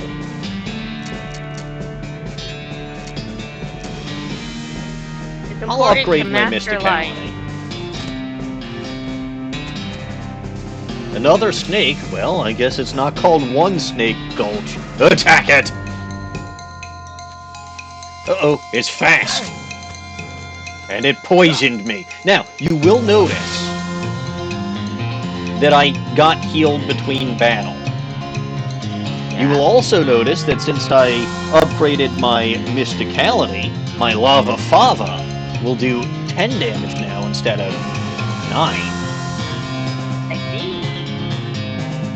That is nice. Now, you'll note that it does hot damage. So, rattlesnakes don't care, right? But some enemies will have resistance to heat damage versus regular damage. There's also stench damage and cold damage and whatever. Yeah. I'm just gonna shoot it. Hooray! Uh-oh. Dawning, it's another snake. Who could have seen this coming? No one could have conceivably foreseen such This- an outcome. This snake looks really angry. You're gonna need every trick in the book to beat this one. I'm good at tricks. Play dead! Ooh. And it poisoned me. Target an angry rattlesnake. And you'll see, right, this one has extra mysticality, so it resists. So that's why that it's only doing 9 again. I see. So you Right. are not able to two-shot this snake. I'm not able to what? You're not able to kill this snake in 2 hits then. That is correct. That's why it says I'll need every trick in the book. Which is a board, a pistol, and some lava. Well, yes, but That's the whole book. technically I can use the pistol multiple times. I don't have to be stuck using just one. Right, so I can use the pistol again. And hopefully, it'll deal 6. There we go. Hooray for victory. 9 XP for that. Nice work. If this whole cowboy thing doesn't work out, you could always get a job as a snake exterminator. 9 XP. Not bad, huh? Uh-oh. That is? That doesn't look like a snake. That is a funny looking snake. He got googly eyes. Yeah, no. I think that's the horse we were looking for. This horse has gone snake crazy. Or maybe he was some other kind of crazy before. I'm approaching. Hey there, boy. Hey, fella, I'm a friend, okay? It's cool, alright? Be cool. Don't freak out on me. Winnie! Look him in the eyes or pat his nose? Well, I think it would be hard to make eye contact, so we should pat his nose. You carefully and gently pat the horse's nose. He twitches a bit, okay, a lot, but seems to recognize that you aren't going to eat his eyes or suck out his soul or whatever madness is bouncing around in that skull of his. That's a good boy. Nerd. Look him in the eyes. You calmly look the horse in the eyes. One of them is fixed in a glassy, 1,000-yard stare. The other is revolving madly in its socket like he's thinking of trying to escape in every direction simultaneously. He looks to be calming down a little now that it's clear you aren't actually made of spiders, though. Feed him the oats. He does need a snack, I think. Yes. Are you hungry, boy? I've got a little treat for you. Snurf. You feed the crazy horse some of the homing oats, and it gallops away with a whinny. Rather, winnergle! Hopefully he's heading home and not into the 12th dimension. Excellent.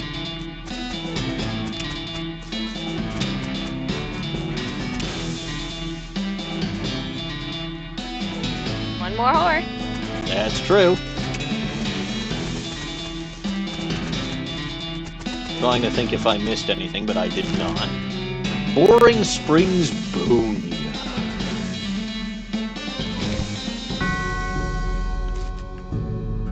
Our founder, Zephaniah Boring, 1806 to 1885. He was actually a really interesting guy. Hey, look, a mug. What did you say, Dawning? Indeed. Yeah. He was really interesting, but you're not gonna tell us how he was interesting? Well, no, it's just a little epitaph on a tombstone. You can write longer epitaphs. They don't write novels on tombstones. Benjamin Crockett. Benjamin Crockett, 1320 to 1364. He showed up way too early. Beauregard Skeleton, Captain, 3rd Cavalry, 1820 to 1866. Do I want to dig up the grave? I can't see why we wouldn't. Alright. For the fact that he's a skeleton. Yeah, but this is what they look like here. Yeah. Alright, so this Captain Skeleton is actually quite a powerful foe. You'll see he's got 20 HP, muscle, mysticality, and moxie, all 3. So my beam damage is only going to do 8. Oh, you're the one who hasn't been upgrading, so... And he does 6. I think I can still win this, though.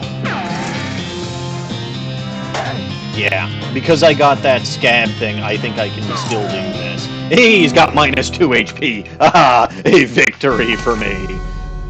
12 XP, old cavalry saber, and a gold tooth. Oh, shiny. Yeah, this was in the ground for a very long time, then in someone's mouth for a very short time, and now it's in your backpack.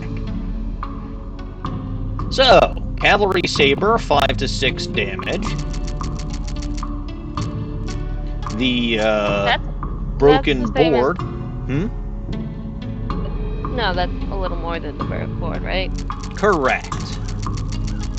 So let's equip the old cavalry saber. And you can see what items I do or do not have equipped. In the back, by the way, this is in fact why Use Lose is still available in this game. As a channel point reward. I see. Uh-oh, there's another skeleton looking to come out of the grave. The skeleton, you're not getting past it without a scuffle. A scuffle it is! He can't be any tougher than the captain. Oh, he's really Probably. not. Like, I can one-shot him with my lava fava. Prepare to be beamed! The great Melvini strikes again. Alright.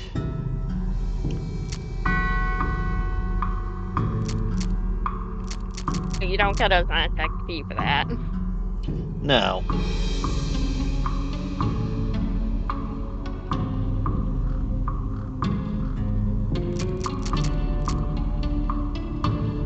Let's update or upgrade my mysticality. And do I want to go for Moxie or Muscle? I think I've got a better melee weapon right now. I could also wait and try to upgrade Lava Fava. Or update Grit Gumption. You know what? We'll deal with this. Oh, hey. Timothy Cochran, 1855 to 1895, devoted husband. Elizabeth Cochran, 1887 to 1895, beloved daughter. Silas Cochran, 1895 to 1895, a baby. That's sad. Poor child. Yeah. But... The cows get them. Yes. And you might recall someone else whose last name was Cochran. Alice, right? Susie, actually. Susie. Yeah. Your pulse one of them. quickens. Yes. But coming here actually helps you unlock both of those potential companions. Your pulse quickens as you get near the spooky translucent horse. Yes, Zephyrin. Also, hi, KR. Welcome to Nonsense. Hi, KR. I love this game. Your pulse quickens as you get near the spooky translucent horse. Approach her. You approach the weird, semi-transparent horse cautiously so as not to startle her. But you quickly come to the realization that this is not a horse that startles easily. Hello there. Hi, I'm a friend. Okay.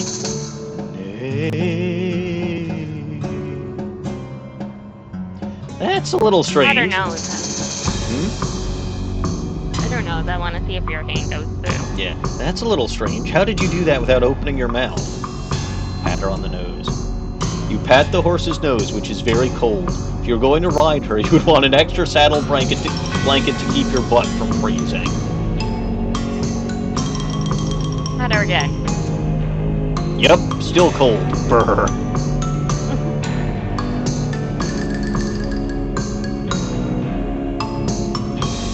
One more time. Yep, still cold. Brr. Okay, you can have it now.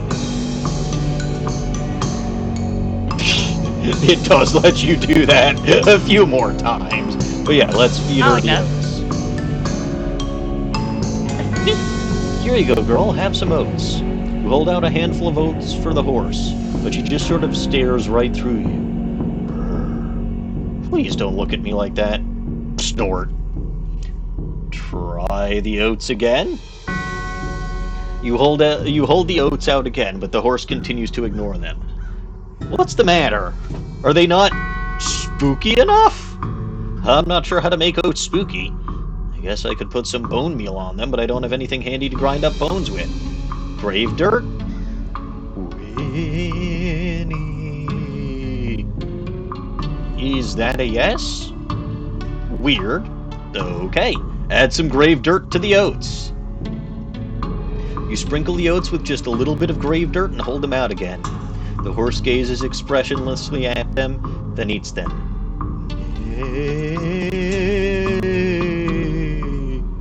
And with that, she glides away in the direction of town.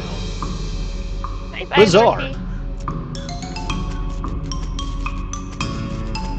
Alright. Yeah, that guy just wouldn't stay put. So yeah, you absolutely have to battle... You don't have to battle this guy. Right? You don't have to fight Beauregard Skeleton. But you absolutely have to fight this guy in order to get that horse. Which means that you will have at least seen one zombie. I thought they were skeletons. Well, skeleton, zombie, whatever. Alright, back at the bar. Howdy, good to see you again, Melvin. I found this mug. Uh-oh. You got I see that.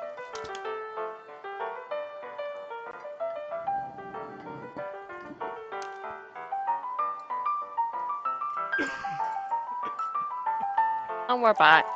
I know. No misclicks. I'm sorry. It's alright. Alright, 25 meat. And now... Well, let's actually talk to Pete. What do you say, Pete? Who, me? Well, heck, I say all kinds of things. For instance, Bud, Ginger, there's a ghost in my backpack. Uh-huh.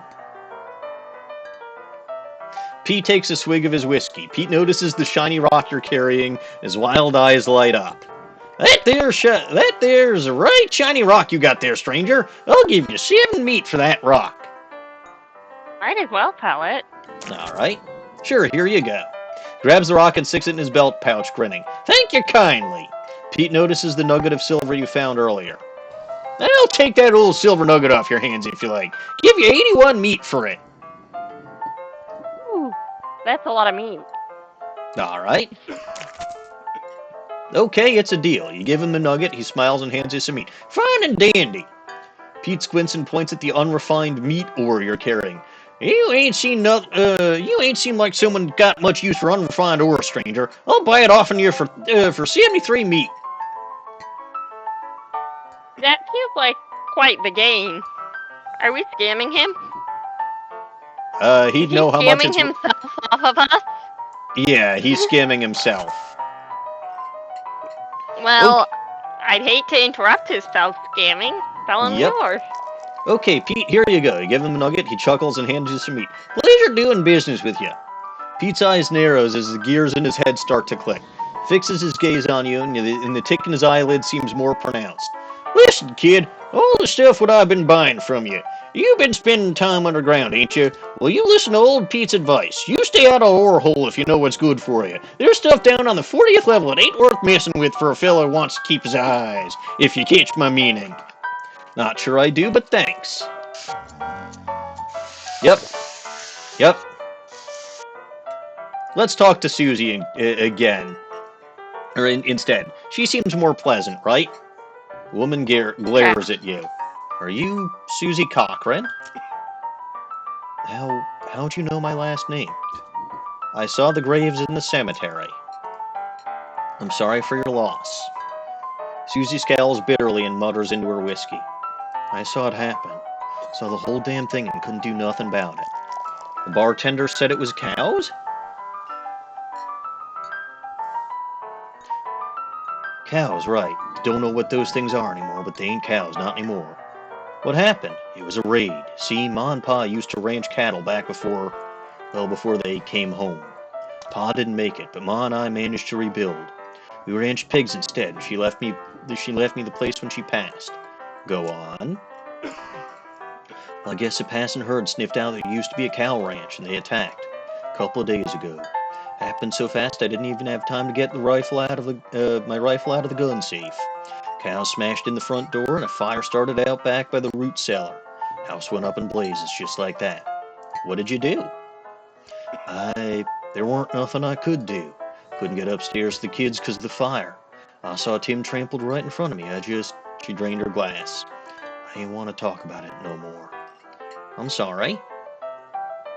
She refills her mug from a bottle on the bar and doesn't reply. What will you do now? Head west, I suppose. Nothing keeping me here, and I had no desire to stay. Can't leave without my rifle, though. Why not? It was Ma's rifle. It's all I got left of anybody. Where is it? Left it at the ranch like a damn fool. Listen, can I ask you a favor? I need someone to go get it for me. Yeah, I'll go get it, or why don't you go get it yourself? I should go get the rifle, but I'm kind of curious why she can't go. Are you asking why she doesn't want to go back to the ranch where she saw her own family stampeded to death and burned in a fire? We should go get it. We should just go get it. Susie shows you on the map where her ranch is. You discover a new map location, the Cochrane map. The Cochrane Ranch. I think we'll go there after I take a quick Get break the money now. for the horses. Well, I could go talk to the hostler guy, yeah. He owes us money. We found 2 more horses. True. This horse has the look of someone who has seen the madness and the madness that dances on the other side of the void. You behold a pale horse, like absurdly pale. Looks like my pale horse made it back safe. Thanks for your help. 300 meat. Thanks for finding my crazy horse. He was eating loco weed again, wasn't he? Yep. That's all of them. I can't thank you enough. Here's a little extra for you. So, fun fact. If literally the only thing you do is get all 3 of the horses, you will have exactly enough meat to get a horse. Huh. This is the most typical horse you've ever seen. But we want to have more money than that. Anyway, I do want to take a quick break. I require some more tea. And... That's fair. Tea is good. Yes. And afterwards, I think we'll also go pay Nurse Alice a visit. Little Goblin, keep them entertained while I'm gone. Shouldn't be for too long. I'm a juggle. Good. Juggle.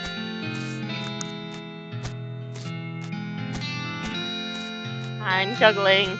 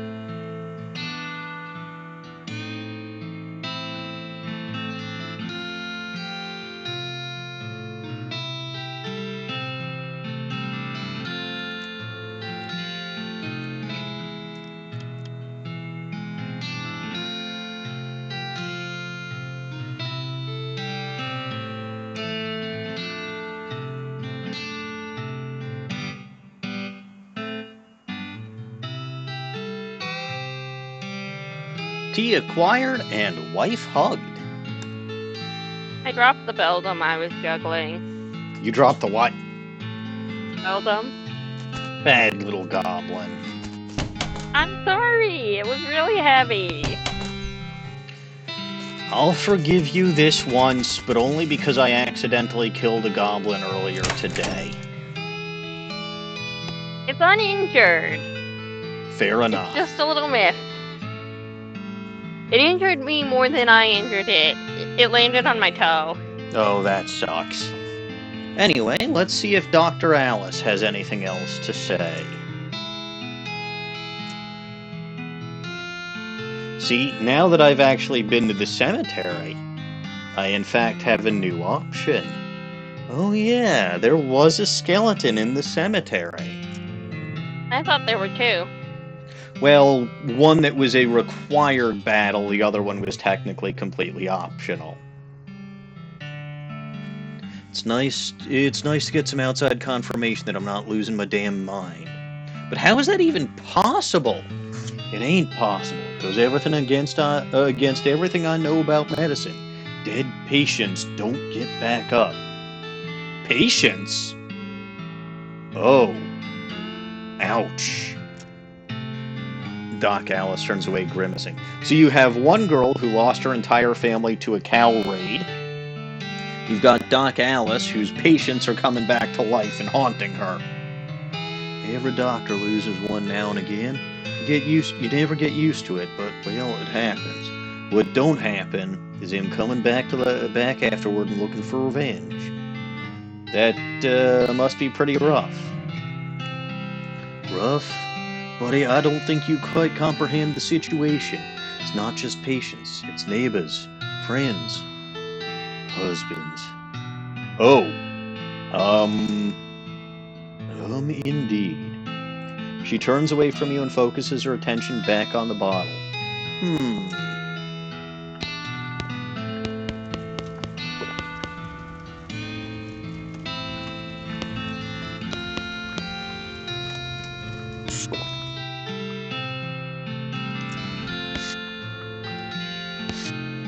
So it sounds like... Sounds like what? It sounds like we need to find out more about... you could ask her questions. Yes. What's the deal with all the now? Do you have any idea what's causing the resurrections? Well, I heard a rumor. A rumor? What is it?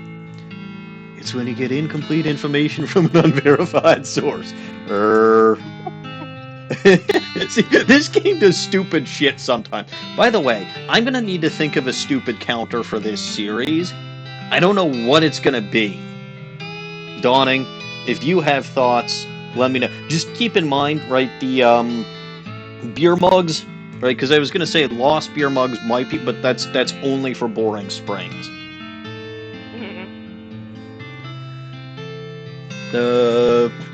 Anyway. I heard there's a fella out west that's causing it. A necromancer, they call him. Supposedly he's sending magic out into the world somehow. Magic? Like the beanslingers use. I'm a beanslinger. My name is the Great Melvini. You've never heard of me, but trust me, you will. Well, yeah, she just did hear of you.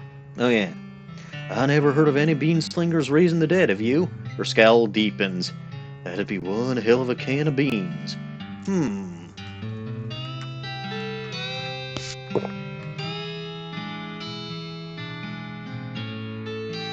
What's the deal with all that TNT?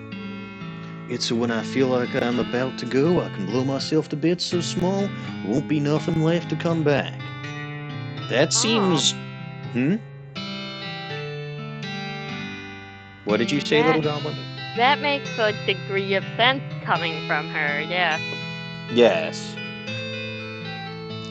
That seems drastic? Drastic hell. No way I'm taking the risk of becoming one of those things. Fair enough, I suppose. Alright, so let's see if you've got some information about that necromancer. Assuming he exists, what about him? Well, maybe someone ought to try and stop him. Doc Alice gives you a sharp look. You? 'Cause I know you ain't talking about me. Why not you, or yeah, maybe not? Well, she would like the necromancer stopped, so why not her? Gray-haired old woman that knows about as much as fighting as a squirrel knows surgery? Did you hit your head on a bar stool, kid? Yeah. We're that old. You aren't that old, and if I were gonna pick someone up to go against the necromancer, it'd be someone who knows about death, but in a scientific way. A doctor, right? Doc Alice stares hard at you and takes a swig from her bottle and says nothing. It sounds to me like you've got plenty of motivation to get the job done for your friends and everyone. She continues to look at you. You can see the gears turning in her head. Beats doing nothing anyway. Beats locking yourself in a house full of TNT and drinking yourself to death.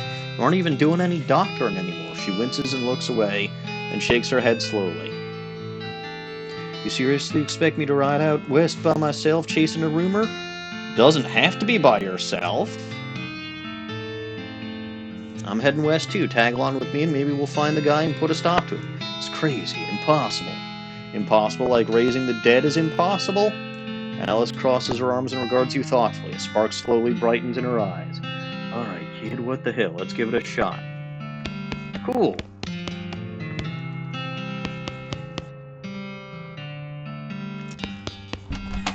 So she is now available as a companion. Let's go to the Cochran Ranch. Oh dear. All the water in this trough has boiled away. Susie's ranch house is burned to the ground. Well, this is very morbid, wouldn't you say? It would be, yeah. Ah! But I see something is still standing. The outhouse. The outhouse indeed.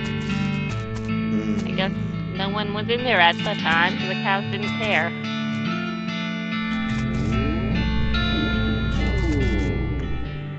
Something behind this door is making some pretty awful noises. Well, that's gonna be a cow, isn't it? You wanna see?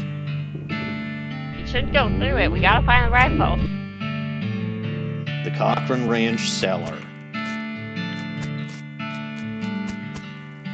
Looks like somebody was in the middle of fixing a knife. Let's grab it. The varmint skinning knife. 4 to 5 damage, which is not quite as much as the old cavalry saber, but allows you to collect skins from beasts after combat. Shall I equip that? I recall needing for a snake skin, but we may not be able to get it anymore if all the snakes are dead. I believe you are correct, yes. And yes, KR, moo indeed. These pies. Maybe there'll be a skin. That actually is no. That's worth potentially doing on a repeat playthrough.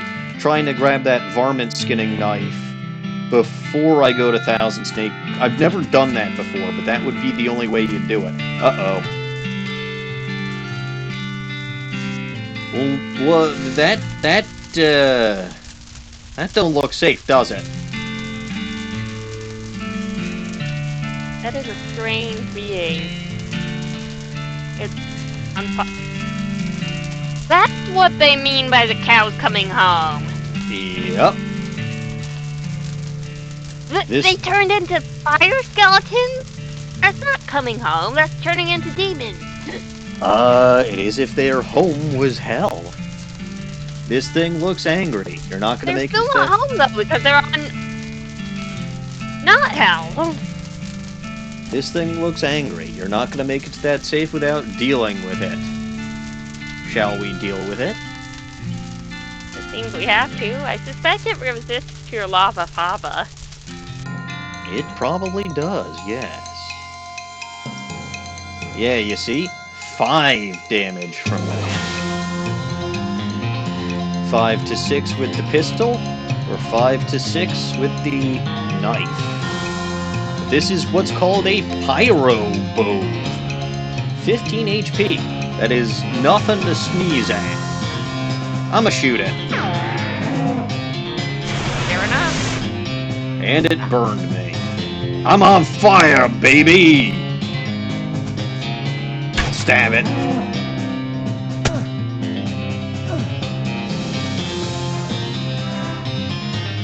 Stab it again! Having did more the first time? Well, yeah, seems reasonable. You defeated that nasty cow skull floating in the cloud of flame. 6 XP. Hooray!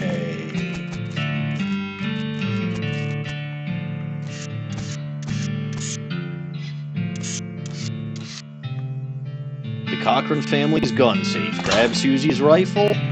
I got Susie's rifle. It's an old rifle, but it has obviously been well cared for. 6 little notches carved into the stock. You'll note, I can't equip that. No, it's Susie. Exactly. Oh hey, I can actually equip the crowbar as a melee weapon. I can't do that with the shovel, but I can with the interesting. I'm not going to, because the varmint skin and knife is fun, but... Well, it's not very good for skinning skulls. No. I believe the snakes are all gone from here. Yeah, that sucks.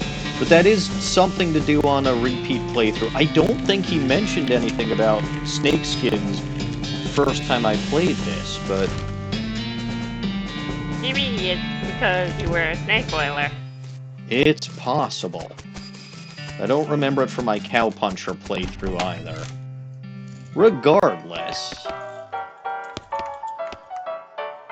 Also, I've done a small bit of research, and you did not have to kill that goblin. Yes I did. Nope, that goblin is a potential partner. Yes I did. I was broke and I needed the meat.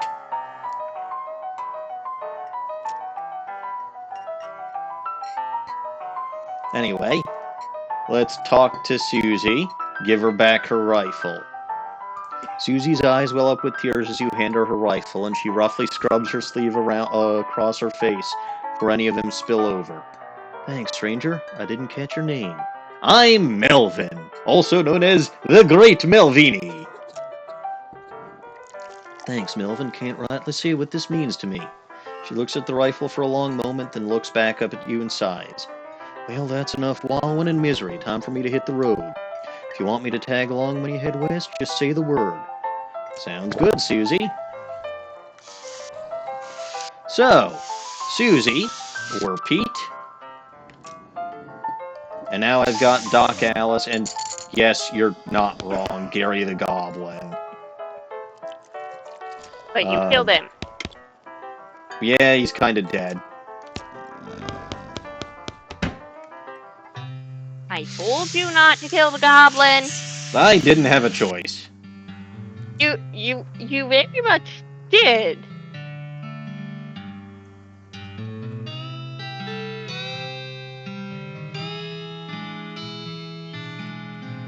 Man, I want that fine silver pocket watch. But oh well.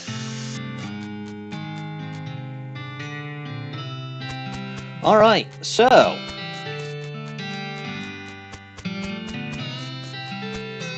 it's time to select a horse. I want the transparent one. She seems the most confident. Can you sell me a horse? Sure thing, I should warn you. Horses get mighty attached to their riders. Once you've bought one, you won't be able to change your mind later. Which one are you interested in? The basic model! No, I want the spooky one.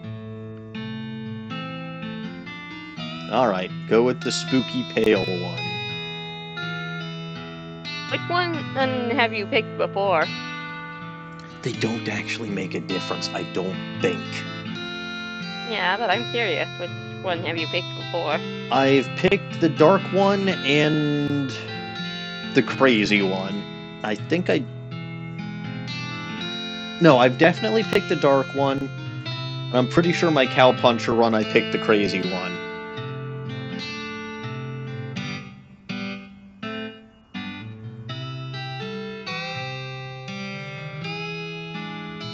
So you still want me to go with the ghost? Yes. Good choice. That's a good horse if you like that sort of thing. I'll sell her for 1,000 meat. What sort of thing?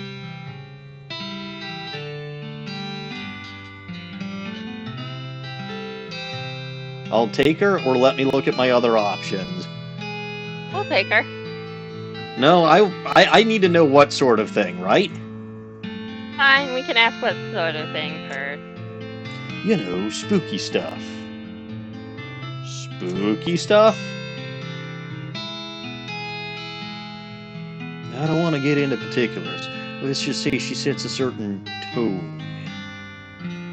Okay, we'll take her.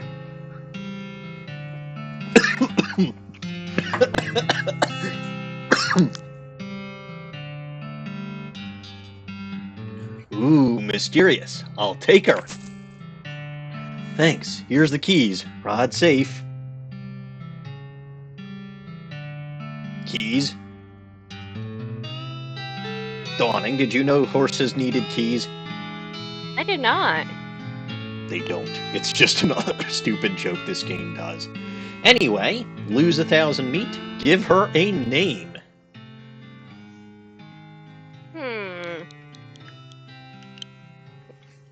Well, there's only one thing we can name a horse on this channel. Oh? Welcome to the team, Yandere. I assume with the female symbol because Chan doesn't fit.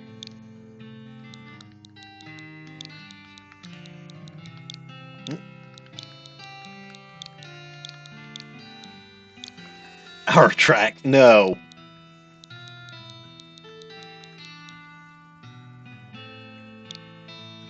Oh yeah, it doesn't fit. It's just a little bit short, I think. Oh no, it does fit. Yeah, you're right. Yeah, no, it's the same number of characters that you get from Pokemon. Pokemon. I did not know that. I for some reason assumed it was the same as the Zelda horse that we had that doesn't fit problem with. No, that's like 2. Alright, Yandere-chan the horse. That sounds about right. Although, to be fair, she's more like Spectrier than Rapidash, but there was no flaming horse option, otherwise I would have gone for that. Would have gone good with the beans. Although, to be fair, I can feed her some beans and she'd probably catch fire. Would that be safe for her, though? She's a ghost. Like, we'd end up with we'd end up with a shiny Rapidash horse. Oh, you're right. That would be pretty neat. Alright. It's got a nice ring to it. Okay. Oh, I almost forgot. Free with every horse purchase is a complimentary map. Got an item. Southeast-west map. Thanks. Alright. Once you leave Boring Springs, you won't be able to come back. Any unfinished business you've got will remain forever unfinished. On second thought.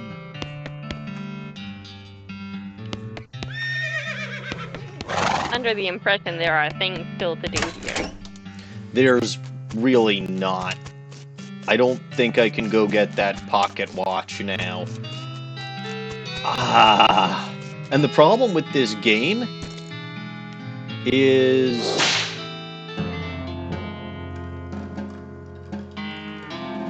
Yeah, the problem with this game is it doesn't really let you save. Like, it kind of saves for you, but...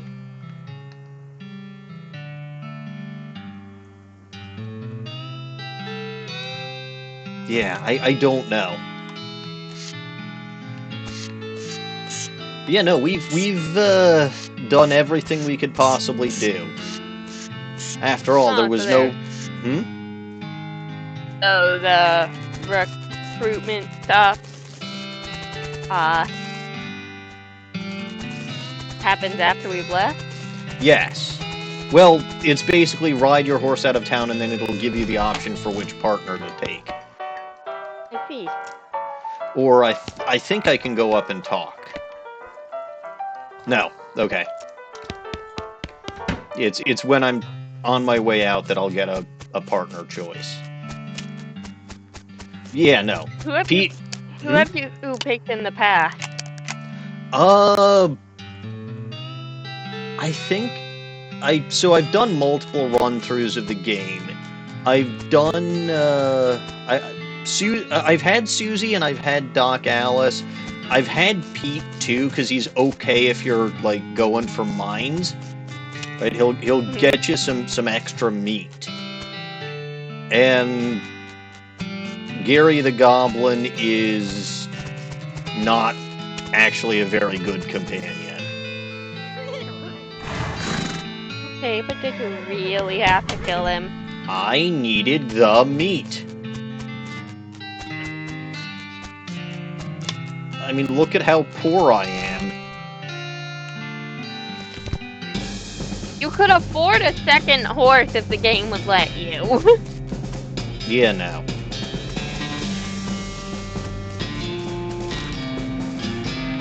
I wanted to try one more time, but yeah, no, there's certainly nothing. And I know Pete was muttering something about a 40th floor on the ore hole mine, but, like, we just saw, there's floor 1, floor 2, floor 3. There's no such thing as a 40th floor. I'm a little curious what's on the 40th floor. There's nothing there. We're going out of town. Okay. Who we taking? Well, do we want Crazy Pete, Doc Alice, Susie Cochran? Go it alone. I'm inclined... I assume it's bad to go it alone, unless you're particularly prepared. Yeah, it says not recommended for a reason. Now, I can tell you about each of these, right? So, you get XP. Crazy Pete gets experience the more you dig around in mines, and like I said, the major thing that he'll do for you is he'll get you extra meat and shit from mines. Doc Alice levels up when you battle undead enemies, and she's mostly like a healer. Susie Cochran is a ranged fighter, right? She's got that rifle. She levels up the more you take on the cow enemies, and it's not just that hell bovine thing that we saw earlier. There's a whole different variety of them.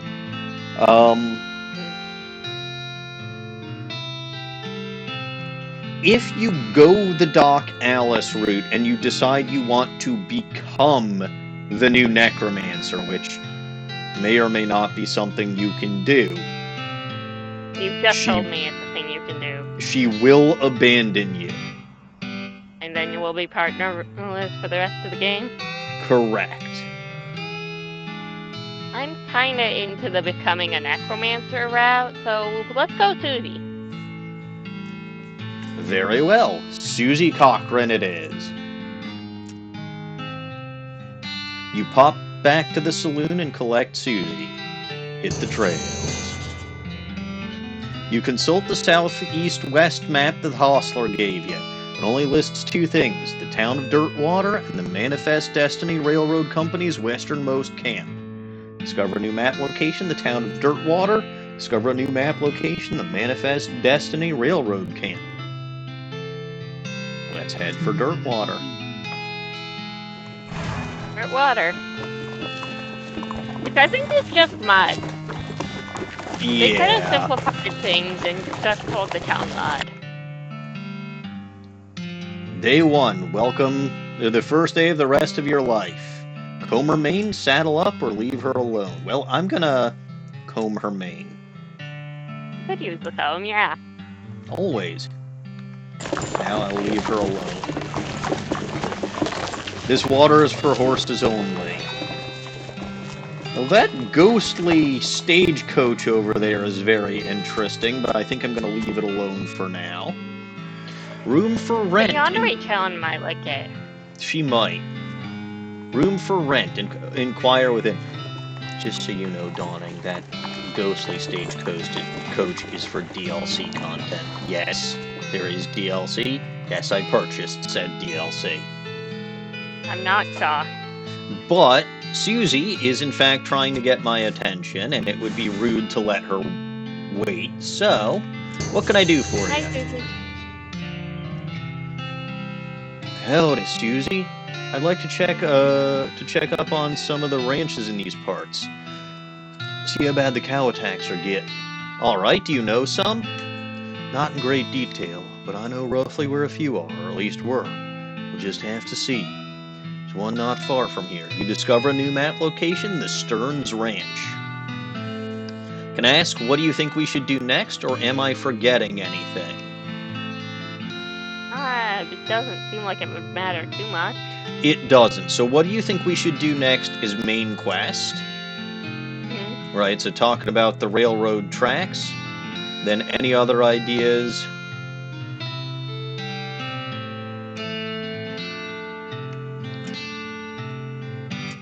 But yeah, no, it's basically main quest and side quest stuff.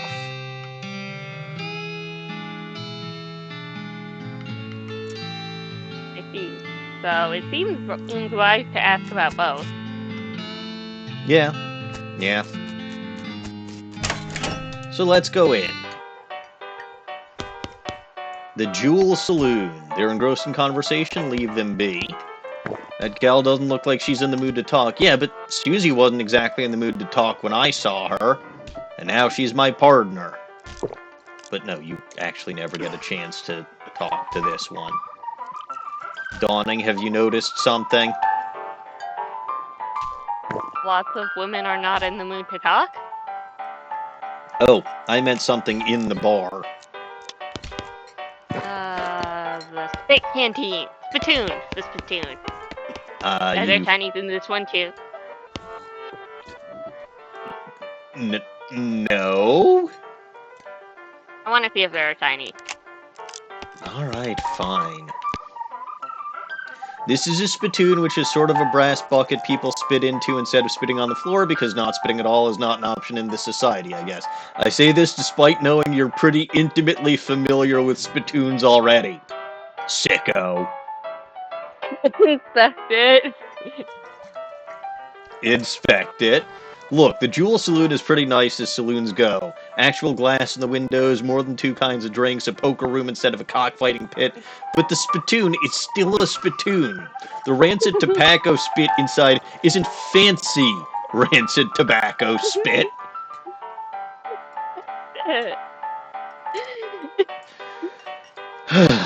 Here we go again. Alright, fine. You are now hunkered down next to a brass filth bucket, which has probably never been cleaned or emptied, because you're near the desert and the ambient humidity around here is pretty low. Low enough that spit evaporates nearly as quickly as it accumulates. So that's good, right? No, that's bad, because it's only the water part of the spit that evaporates. The brass bucket is half full of the rest of the spit. The toxins and filth that don't evaporate. Several years worth. Distilled and concentrated until it's the consistency of molasses. People aren't allowed to flick cigarette butts into the spittoon anymore because they bounce out. Okay. You're about to put your hand into a bucket of something the color and viscosity of maple syrup, except instead of maple, it's flavored with the insides of the mouths of people who chew cigars instead of smoking them and have never brushed their teeth. Yeah? Glorp. It feels like putting your hand into a bucket of lukewarm tapioca pudding, except instead of tapioca, it's basically poison. It smells like someone ran over a skunk, waited a week, then set it on fire. It feels like your hand is dissolving. We are going to find something. So keep searching, you said. Keep searching. You found something. You found a tacky, filth-covered porcelain cow figurine. A useless, disgusting thing that will make a great heirloom for your children, assuming you're still able to have any, and you hate them. You got an item. Filthy porcelain cow. Hooray! You're gonna make me do that for every single one of these, aren't you? Why wouldn't I? They're stuff. So the filthy porcelain cow adds +3 melee attack damage and +3 spell damage. Again, that's not bad.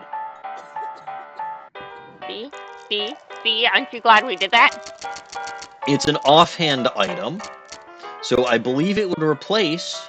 Yeah, it would replace my can of infinite beans. Huh? But...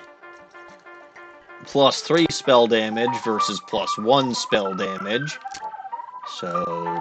I don't care as much about the muscle and the moxie. There you go, I have equipped it. Is the little goblin happy? Yes, I'm so glad we've found so much stuff of value. The old now let's man's... go in the poker room. Okay. I want to swindle some people. Rules. This poster says rules of poker, followed by hundreds of weird rules in tiny print. Read one of them. The three tens of clubs and the 2 one-armed queens count as straight. Dawning, do you think the one-armed queens should count as straight? No, they're clearly lesbians. Read another. 2 fours of diamonds and a pair of tens count as a straight.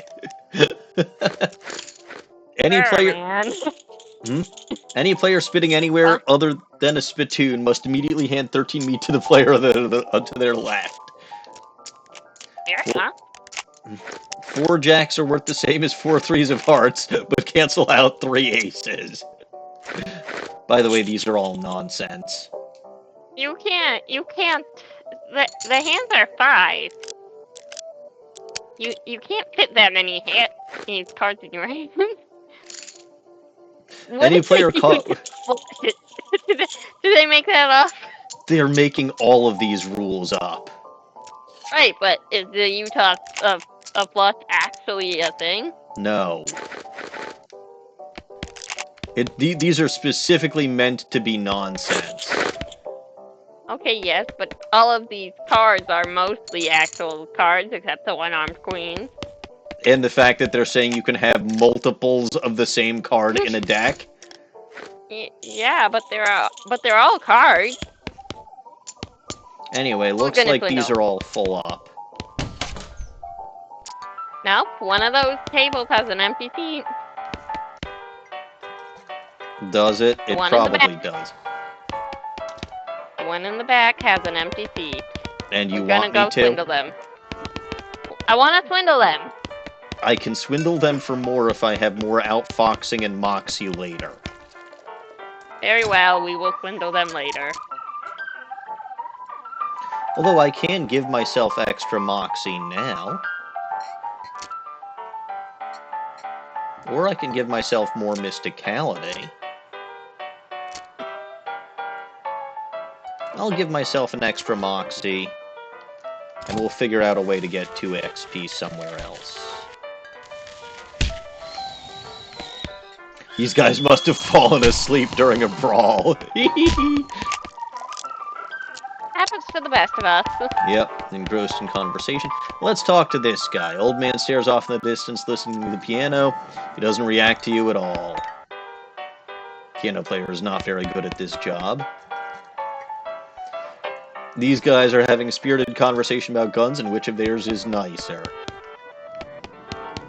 Well, I know someone with a nice gun. Who? Susie? Susie. Yeah. Hey, how come they're allowed to drink without hats on?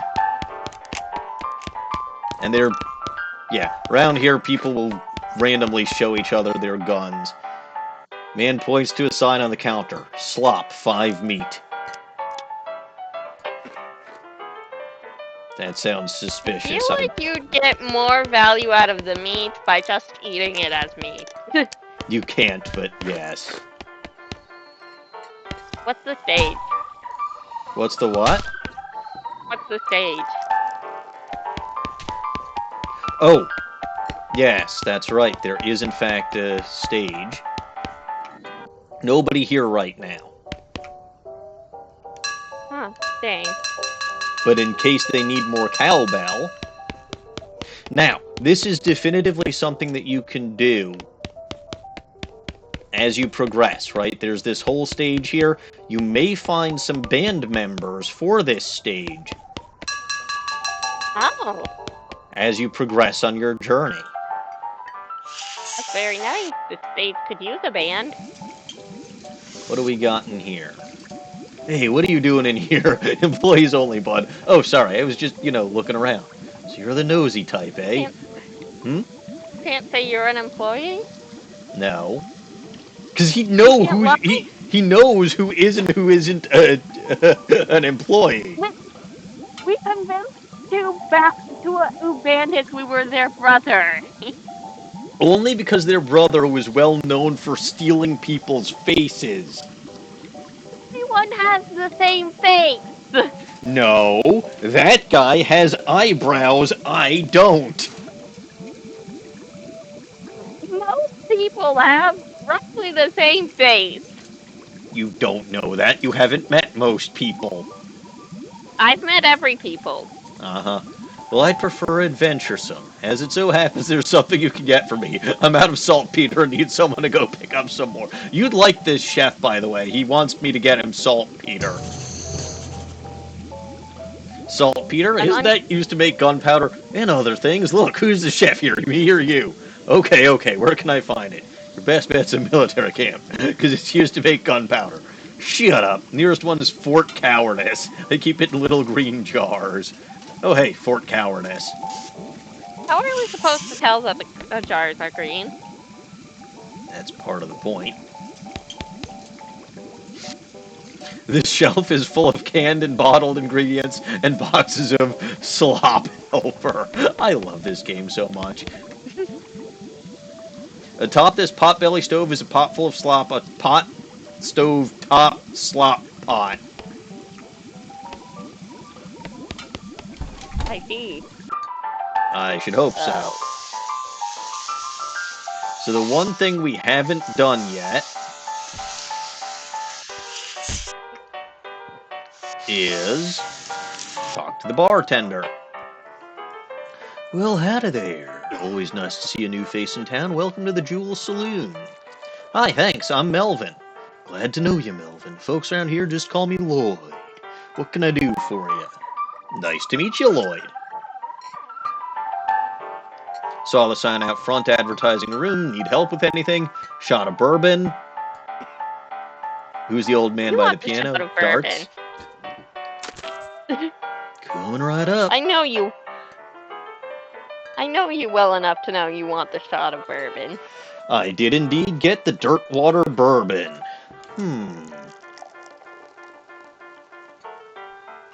Can I get some darts? The sign at the dartboard said to see you for darts. Oh, sorry. All the darts got broken months ago. Well, that's disappointing. Well, maybe they should get rid of the sign then. Probably. Who's that old man by the piano? Oh, that's old Ellsbury. Tragic fella. He was a writer and a poet. Came out west to sell his stories. Nobody were buying. Too weird a stories. Fantastical like. Stupid stuff for kids? Too bad. I love that stuff. Too bad, really. We love that stuff. We're a beanslinger. Fair. Well, it don't matter much now anyhow.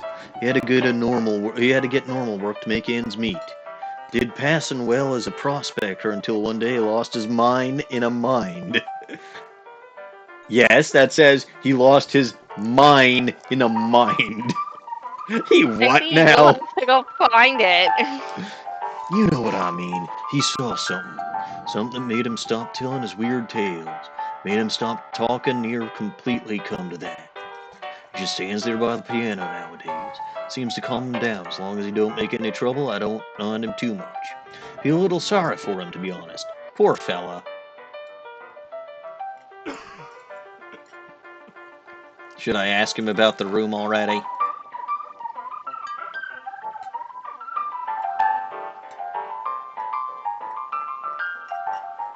Yeah, I'll ask him about the room. I saw the sign out front advertising a room. That's right, finest room in the house, and plenty of room for your partner, too. You interested? How much does it cost? That's where you're in luck. Previous tenant was a banker fella. He paid a month in advance right before getting himself killed by bandits. You seem like a decent sort, so the room's yours if you want it. Gratis. Hey, a free room. Enough room for me and Susie. Isn't that lucky, Dawning?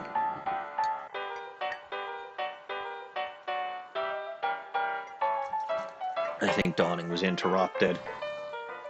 No, I forgot I put my mic up to let the cat out. Oh. Well, now I've got a room.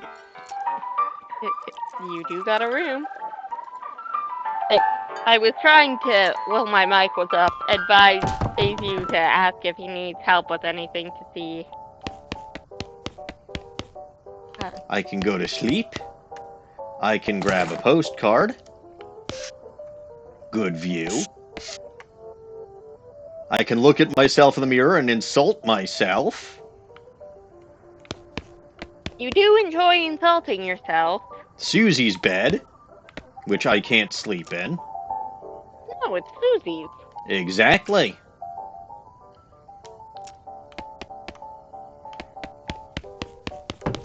Are you suggesting that I should go insult myself? Who likes doing that?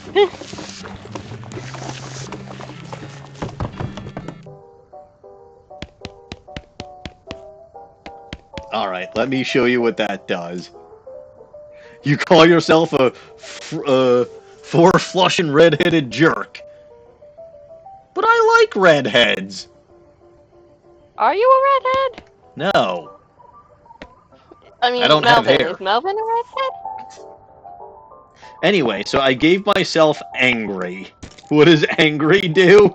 You want to see what angry does? I want to see what angry does. Where did I put that? Angry. +3 muscle, +3 mysticality, +3 moxie. Good. That's quite useful. Yes. However, if my anger gets higher than level 1, I pass out from rage. I see, that's somewhat inconvenient. So if I were to insult myself again, I would pass out. I see. I That would be quite believe inconvenient. I believe there are ways to get yourself more anger capabilities, and it's +3 to each of those specs every time you do it, but... Need help with anything? Once you raise your anger capacity, it will be good to get even more angry. Yes. But keep in mind, every time you lose a fight, you'll get angry. So just don't lose a fight. Well, it's not that easy sometimes. Anyway, hey Aloyd. Need help with anything? Well, if you're handy with mechanical type stuff, something's gone wrong with our piano player. Or piano player. I thought the music sounded a little off. Yeah, it's not supposed to sound like that. I'll see what I can do. Thanks, I'd have poked around in him myself, but I lost the key. This is suddenly taking a strange turn.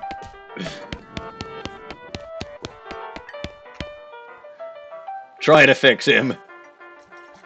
You lift up the piano player's coat to reveal the hatch in his back that leads to his innards. It's locked, but it's not a very good lock. Pick the lock or let him be for now. We gotta fix him. Pick the lock. You pick the lock. You open the hatch and check out the machinery inside. There's obviously something wrong given all the plinking and springing and clinking noises coming out of the gears and stuff. It looks pretty complicated. Ah, I see what's wrong. You see what's wrong? Yeah, so you see that it says Mysticality 5 next to it. If I didn't have at least 5 Mysticality, I wouldn't be able to do this. Ah. You recalibrate some springs and rearrange some gears, and the machinery inside starts operating smoothly. Music improves immediately. Nothing to it. I am, in any universe, a mechanical engineer. That appears to be the case, yes. Alright. You get paid for fixing him. Let's see. I fixed the piano player for you. I thought so. Sounds much better. Thanks a heap, Melvin. I'll offer you a free room in exchange, but you've already got one. 22 XP is still not bad. No worries, Lloyd. Need help with anything else? Ah, if I'm looking for work, I might ask at the jailhouse, huh? Well, that sounds about right. Well, the last jail we were in was missing a door and a lock. Perhaps we'll get so lucky. Let's also take a look around town while we go outside. Because all we've really seen is the Jewel Saloon. That we, I'm still used to dealing with keys on a keyboard for this. Concern this for Schligater Bonnet. But yeah, no, this is DLC stuff. I'm not quite ready for that yet. This horse smells weird. Stop smelling horse. You know what? You're me. So you probably will smell horses. Here's the mercantile. Mercantile's where you can buy and sell stuff. So you'll see that there's a... Yes, there's a book here called Advanced Beancraft. There's disposable binoculars, dynamite, plum pudding, a shovel, soda crackers, tooth powder, Vienna blood sausages. The advanced bean stuff seems like it would have value to you. It, in fact, does. Advanced Beancraft is, in fact, a magazine that teaches me bean skills. And wouldn't you know it, I think I've got the meat for that. Bean skills are good for a beanslinger. That's all I'll do for now. So let's take a look. Advanced Beancraft Volume 12. This is a cookbook. A cookbook! Specializing in bean recipes. Read this to learn a new bean slinging skill. Well, shall I read it? We already bought it. There's no reason not to. Fair enough. There's a recipe for a well-shaped pile of beans that looks pretty interesting. Gives Beanwall a spell that will create a wall of beans. Provides cover from ranged attacks. It includes a chapter about making a human-sized or larger automatons and binding them to your will to help with kitchen tasks. Gives Bean Golem a combat skill which summons a powerful golem to fight for you. There's an article about butter, an article about beans, and the juxtaposition gives you an idea. Gives Butterbean. Spell that reduces an opponent's muscle, mysticality, and moxie. Are we limited to only learning one of these? Correct. That's a shame. There will be... So, the way that it works is we'll be able to buy or we'll encounter more of these magazines as we go, and, they won't all have the exact same skills in them, but I think there will be opportunities to learn some of these other ones, and other ones even beyond this, down the road. Yeah, but it's still a shame to not be able to learn all three. Yeah, but that would just allow you to power up too quickly, wouldn't you say? We should just read faster. Well, you'll see... I like the Bean Golem option. Yeah, you'll see why you can't learn all three. It's not a matter of reading fast. It's a matter of learn bean golem. You practice making servants out of beans until you're pretty good at it. You get a skilled bean golem. Unfortunately, one of your early experiments gets a little rowdy and eats the book. Bad golem. That was very poor behavior by that golem. Yes, but I get a feeling that if I had chosen the other two, something still would have caused it to be destroyed. Oh yeah, but it wouldn't have been consumed. True. Little girl is selling flowers. Should I buy some? Yeah, support the little girl's business endeavors. Okie doke. Ooh, I'm getting run over. Help! Help!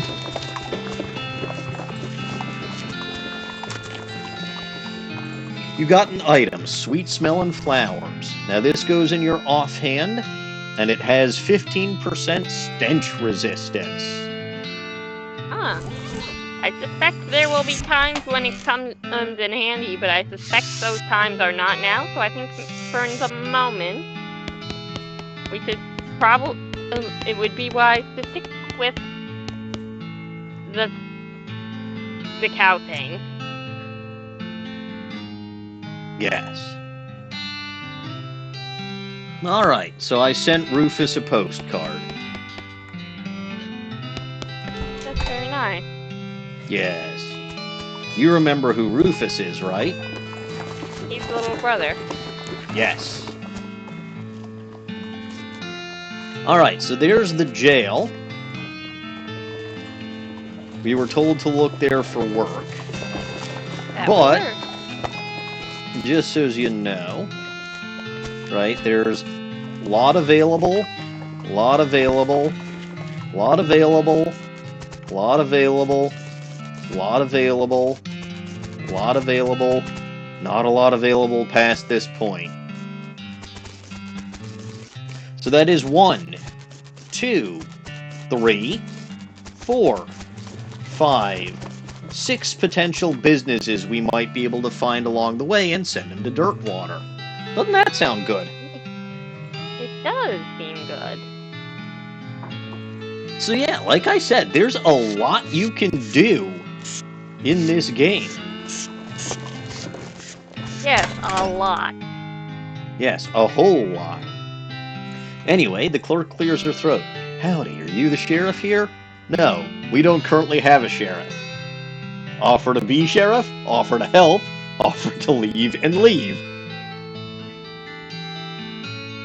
We should offer to be sheriff. See how she takes it. I could be the sheriff, maybe. Do you have any law enforcement experience? Yes, I helped the sheriff in Boring Springs. I guess that doesn't we've got experience. really count, though. Have you been to sheriff school? No.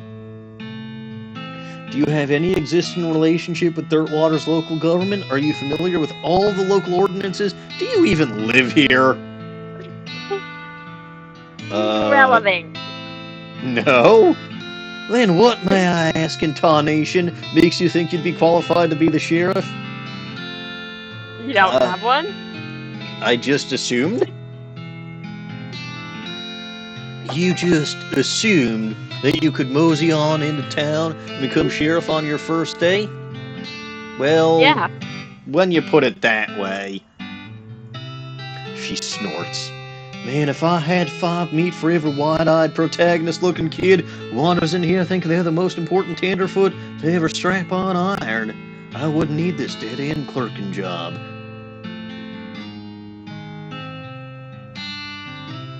Dawning, just for clarification's sake, you know what the term strap-on iron means, right? It involves the gun. Good. Yes, it means put on a gun and holster. I'm just clarifying, because I don't want your mind going in the wrong direction. What wrong direction has my mind ever possibly gone in? Ever? None whatsoever. Exactly. Sorry. It's okay, like I say, it happens all the time. Alright, well, at least I can help with something, huh? Need any help until you find a new sheriff? Sure, if you're any good with a gun, there's always somebody in need of justice. Wanted posters are back there, sales are over yonder. Points behind her and off to the right, respectively. Alright, shall we see? So there are 2 jails. No, 3, 4. Uh-oh, a ghostly jail cell. Your horse might like that. So I suppose you wouldn't like being locked up. No. So there are 1, 2, 3, 4, and 5 empty cells, one of which is ghostly. For the moment, though, I believe there are only 2 wanted posters. Well, we better figure out who those are. No, it's a wanted poster. No, wait, you misread it. It's a wasted poster. Close enough. All right, how drunk are these people?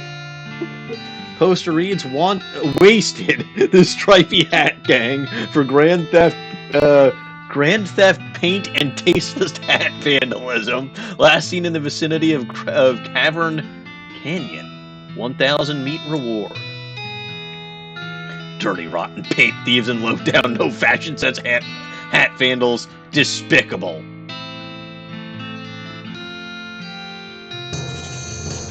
And we get Cavern Canyon as a location.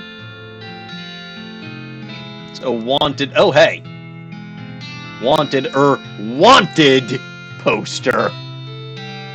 Wanted, House in the Desert Gang. For mortgage non-payment, squatting, and general public nuisance. Also for murdering 2 collection agents. Last seen at the House in the Desert. 500 meat reward. You wonder if the house is named after them or if they're named after the house. In any case, their location is unambiguous. We'll go after them at some point. Alright, so that gives us at least a couple of potential things to do. That it does.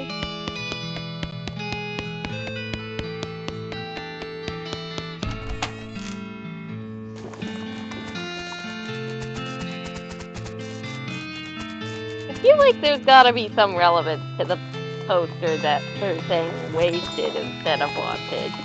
It's possible. I don't remember. But if we check ZL, you can see there's now a fairly large map that we've got. Very, very large. We are progressing. Well, yeah, but we can't go back to Boring Springs. Right? So Boring Springs is somewhere to the east, but we're not allowed to go east. So the railroad camp, you'll recall... Because we go west. Correct. The railroad camp, you will recall, is where the Manifest Destiny Railroad Company is. They're trying to make a train route all the way to Frisco, which, spoilers, is somewhere about as far west as you can go. You've got Cavern Canyon. I can't imagine where Frisco might be. Yeah. Fort Cowardice, the Stearns Ranch, and the Desert House. Susie wanted to go to the Stearns Ranch. Well, we should help Susie sort out her concerns first. But while we're looking at this map, and before we do anything else, there is a new channel point reward for this series that is Go Wandering. It's sort of a replacement for Go North. It's a lot less expensive because what it basically means is I have to go to the map and go wander. If I do that, random shit happens. Like finding locations, or I can continue to my destination, which is literally nowhere. I was just wandering. So that takes me back to Dirtwater. I can wander again. Silversmith's house. Let's go there. Why not? That seems interesting. Yeah. That's a place that is worth going, perhaps. The sign says silver bullet-making apparatus. Oh, hey. KR said go wander, so... Gotta go back to my map, and let's wander over yonder. I swear to God, it's not always finding new locations. It's just this is so early on that that's going to happen frequently. The Daveyard. Hit mine. Daveyard. Instead of the graveyard. But yeah, we'll wander one more time. There's got to be something other than... Because this is supposed to be like random events. Oh, hey, Button Willow. Alright, let's go to Button Willow. Because that's not a... I don't think that... No, that is a permanent location, isn't it? And when Susie's giving you all these exclamation marks, it's because she's got a new ranch. Now, this one is called the Butterfield Ranch. Dawning, do you remember anything significant about the name Butterfield?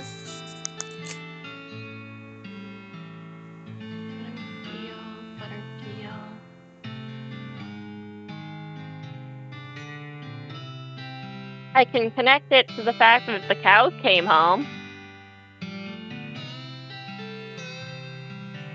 Anything else specifically from this game? The cows came home.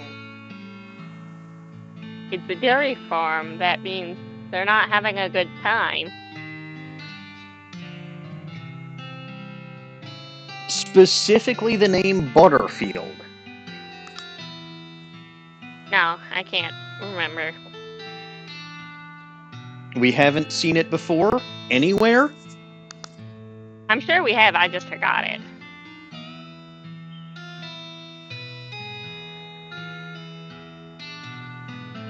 I'm surprised at you for forgetting such a memorable name. Nope. I can't place it.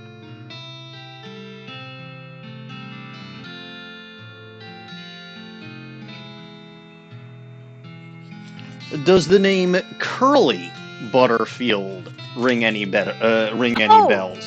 That was one of the wanted posters in Boring Springs. Wanted poster? No. It was named. It was mentioned.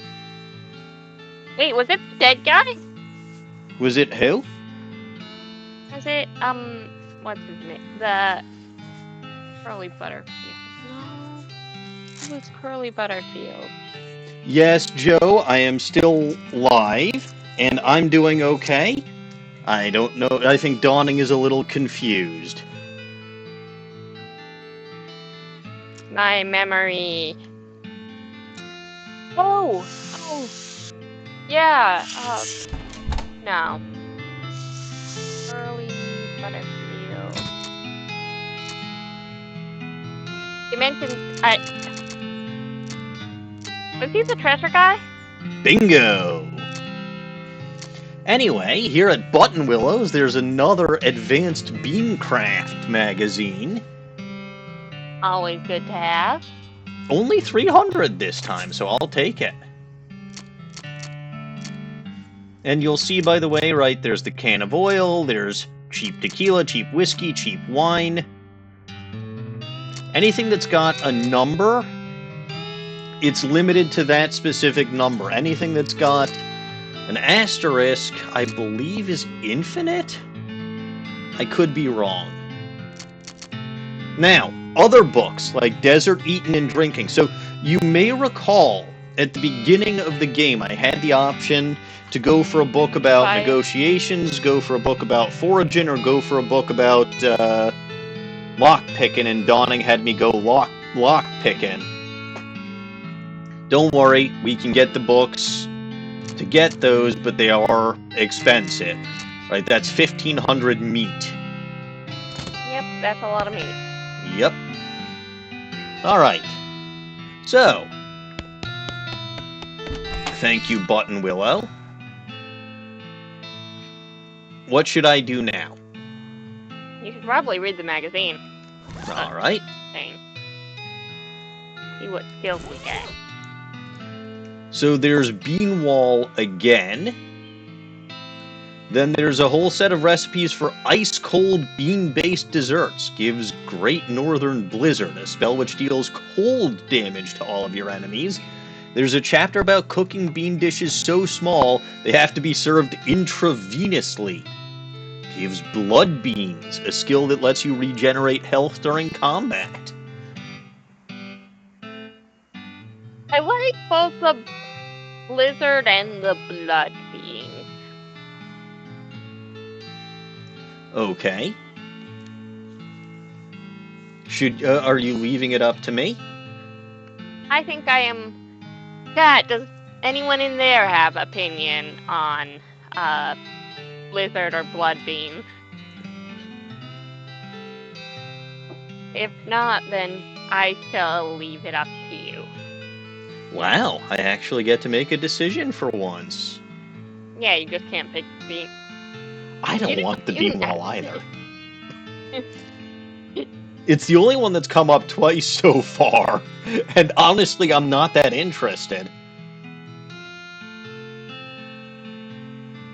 There is nothing stopping you from not having me make decisions. I don't control the game. I know you don't.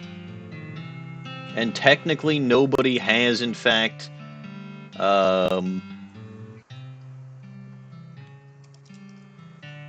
nobody has, in fact, used Little Goblin Knows Best. How do I do a poll? I don't remember how I do a poll. Here we go. It's just slash poll.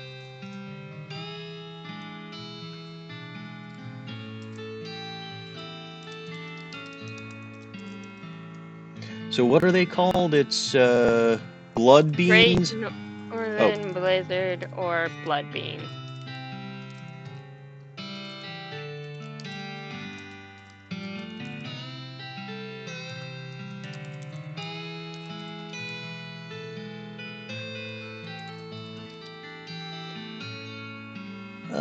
We'll do that for 2 minutes.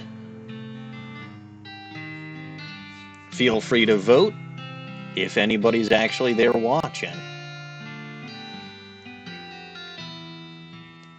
Dawning can vote too if she wants. And again, do keep in mind that I won't not be able to get one of these in the future. Like, you can already see Beanwall was in... I can only get one now. Yeah, I can only get one now. Beanwall was in the previous one. Beanwall is back in this one. It just doesn't seem that great. It's not. Like, ultimately, I think if I get all of the copies of advanced bean whatevering skills, I should be able to learn all of it. But... one at a time. Yeah.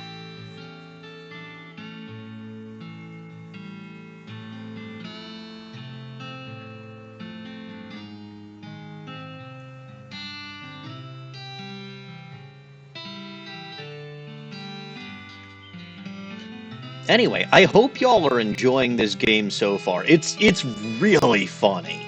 Like, it has a unique sense of humor to it. And I don't think it's terrible that I actually have... again, it's been a while, and this game has a lot of nuance to it. So, while I at least have a general idea of the sense of the game, there's a lot that I don't remember, and there's a lot that I wouldn't know because I've never played the game as a beanslinger before.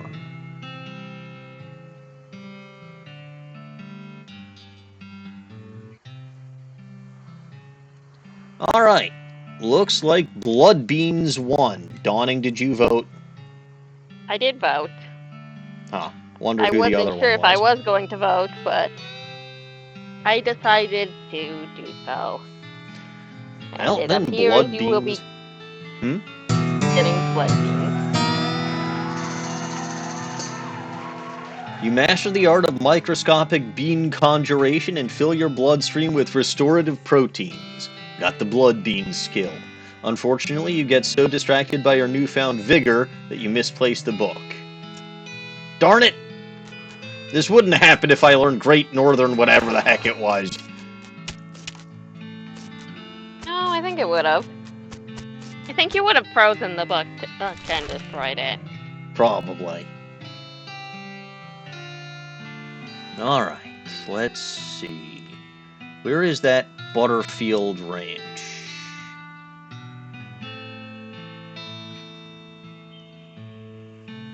Supposedly somewhere around here. Oh, it's all the way up here. Well, let's go take a look, shall we?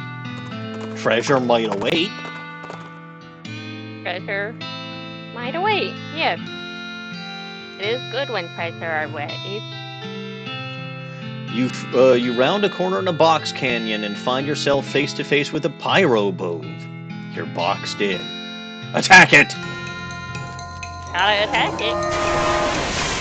Susie would be mad if we didn't kill the bow.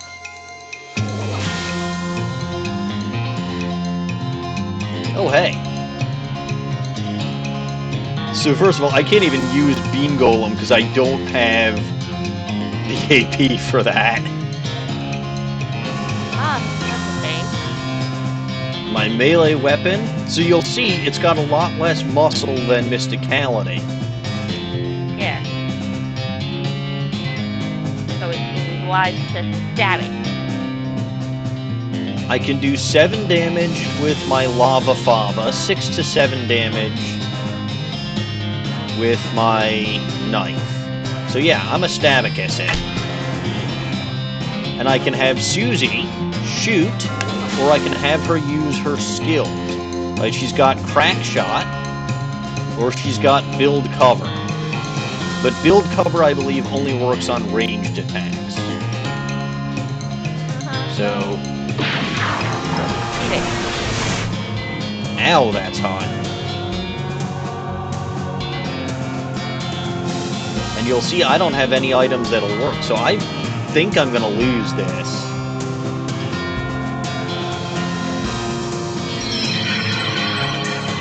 Ooh, bean magic! You have an action. I what? You have an action. No, the blood beans happened automatically. Right. You'll see that's not the. Close. Hmm? This sort of being able to kill. Yeah. With a stab, you can just barely. With a stab and a Susie attack, you can just barely not kill. Yeah, but now I can shoot it.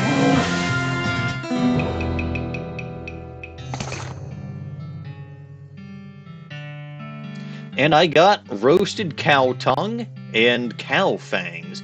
And Susie has become stronger. Good.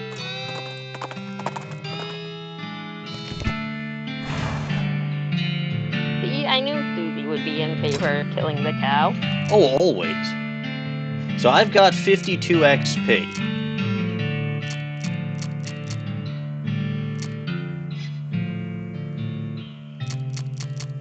Quite a bit of XP. You should figure out how you wish to spend it.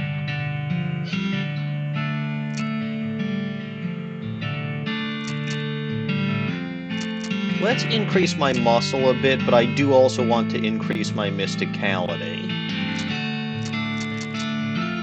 And...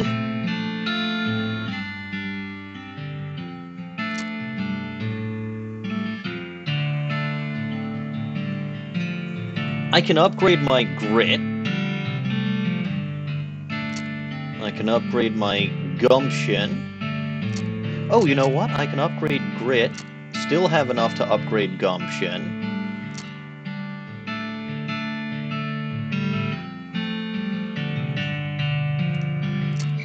So I got all of those to level 2. Probably should have focused maybe a bit on... I think we're okay.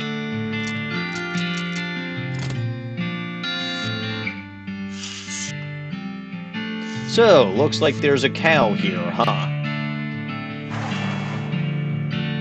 Just there is a cow, but that cow looks a lot normaler. Yeah, it's probably just a normal cow. I probably won't have to... You're gonna have to deal with this cow if you want to explore this area. With it, how? Fight. Why? It's a normal-looking cow. I'ma fight it anyway. Strange. Ooh, 12 HP damage.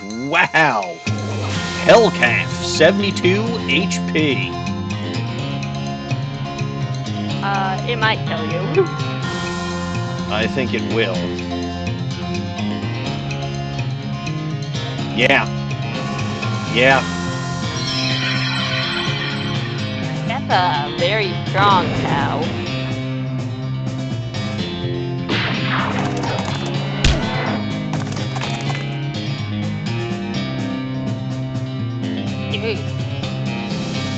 Yeah, no. I can stab it or shoot it for one. Susie's attack does a lot more damage than me.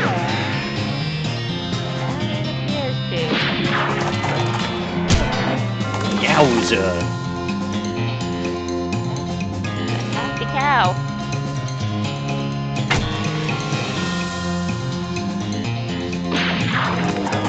And Susie's going down, which is not good, because she was the one that I needed to kill this thing. Yes, you can't do damage to this thing without Susie. Damn, it was too smart.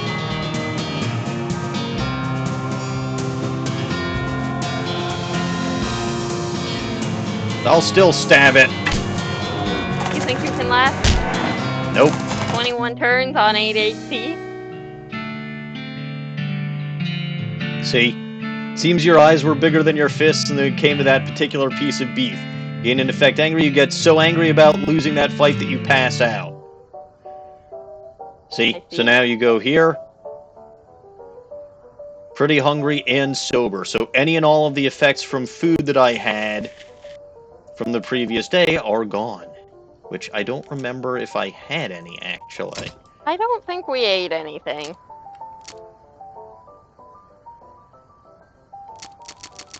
But I am down on my angry.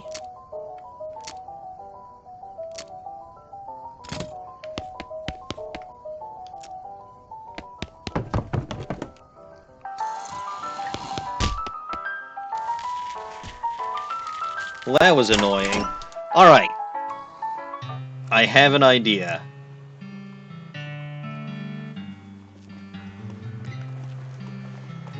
Are we gonna look in the spittoon again?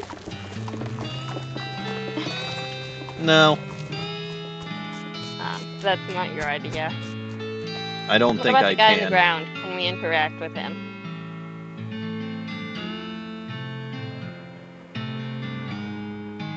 I know it's not technically death, but still. There we are. This guy looks like he's in a lot of pain, alright?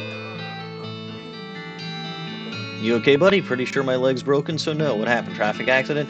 It just sort of broke all of a sudden. I guess I didn't get enough vitamins. Okay.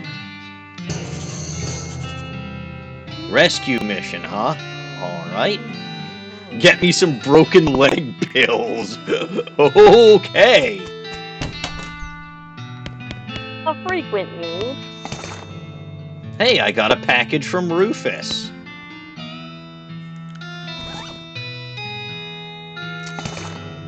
Well, would you look at that? Advanced bean craft. How nice of him. Dear bro, I found this and thought it might be helpful to... it might help you not die. Jeez, you really miss that Makes kid. an excellent point. And you miss your parents. You get all nostalgic just thinking about it. Nostalgia mode unlocked in options menu. Interesting. I'm guessing that it's this.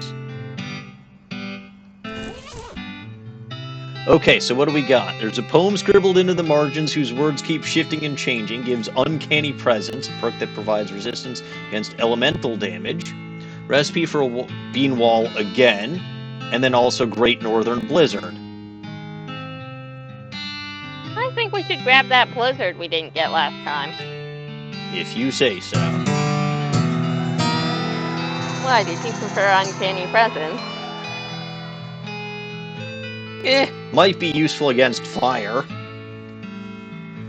Yeah, Sepia. Fire. I'll be getting rid of this soon, KR. Anyway, unfortunately, at some point the book got completely covered in a snowdrift, and now it's all soggy and ruined. Gosh darn it. I thought something like that would happen in getting that spell. So yeah, if I ever send a package or a postcard to Rufus, and then I die or something, the game basically just gives me one of those for free.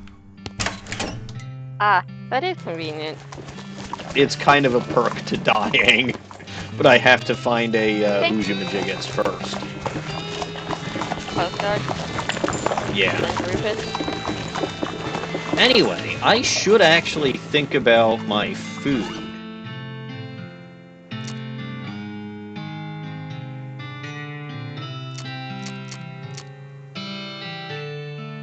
What food? Things that you eat. Oh, you mean like rock? Yeah, for you, I guess it would be.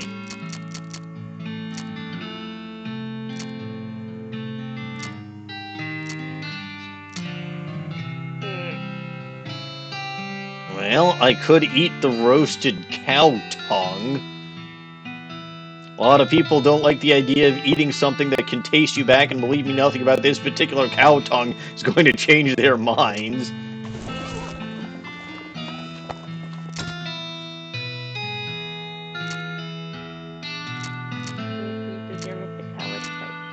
That's a lot of mysticality off that cow tongue. Yeah, but I don't want it. That's fair. The time will perhaps come later. Yes. Alright, so I never finished my business at the silversmith's house. You did not, because, KR had you is it because you wandered out? Yes. Anymore. You encounter an overturned wagon surrounded by ruined books and a pair of broken spectacles. Looks like a family of especially literate homesteaders met an untimely end here. Tragic. Look through the wreckage. Hey! More advanced beancraft! Wow. They were quite literate. They were very literate. Nice. Well, that's probably not important. We should read it, see what we get. Okay. Butterbean is back. And we should look for a haystack at some point. We should. An article about butter, so there's Butterbean again, which reduces opponents' muscle, mysticality, and moxie. Meditation techniques to help you concentrate while cooking and or fighting. Gives use the old bean. A skill that temporarily increases your mysticality. And boy, they really want me to learn Butterwall, or not Butterwall, Beanwall. That's been in what, like every single frickin' book so far? Yeah, but we're not gonna learn it. I think we're gonna go for...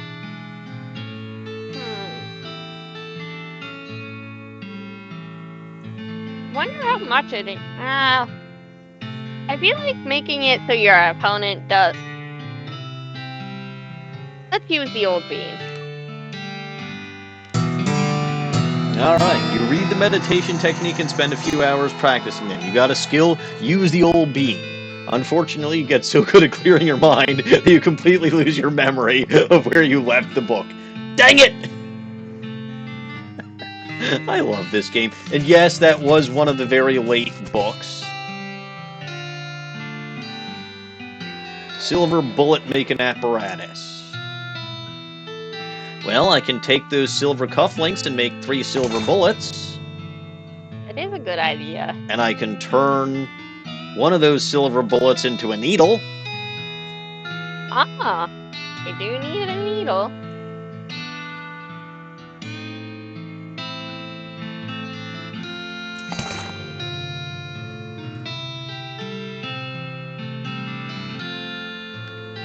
let's leave. And I shall pick the lock, but not my nose. Let us break in. This bookshelf contains 90 copies of Johnny Tremaine. There's something weird about it, though. It's too neatly organized, like maybe the guy was hiding something. See, I don't have 10 Moxie, so I can't search for secrets. Oh, that's a shame. Twin bed, silversmith must have been a bachelor or a half-wit guy with a half-spouse. Shelf looks pretty picked over. Instant grits and plum pudding. Spittoon. What now? There's a spittoon. There's a note on the safe reading, I forgot the darn combination of this confounded thing. If you can open it, you're welcome to what's in it. Looks like a tricky one. Safe Kraken 3. I don't even have Safe Kraken 1. But you want me to go... Alright, I have another idea. Do you have any idea what my idea is? Investigate it.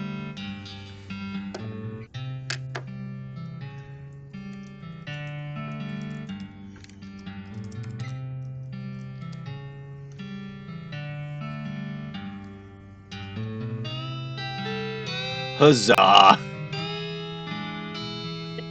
Down. 3. Now let's get taken. Must we? Yes. The spittoon. At least it looks like a spittoon. But it's next to the bed. It might actually be a bedpan. Well, let's investigate. What, really? I mean, if it's just a spittoon, that's bad enough. But it might be a bedpan, and that would be way worse. Investigation. I feel like maybe you aren't getting what I'm saying. We're talking about an object that someone probably uses when they wake up in the middle of the night and can't be bothered to walk to the outhouse. And the best you can hope for is maybe they only use it to spit nighttime tobacco juice into, in which case it's only full of rancid, congealing tobacco spit. Yes, we're investigating it. Are you even listening to me, or are you just sort of skimming past the text? Bedpan! I'm pretty sure there's treasure in there, and you aren't stopping me. Bedpan!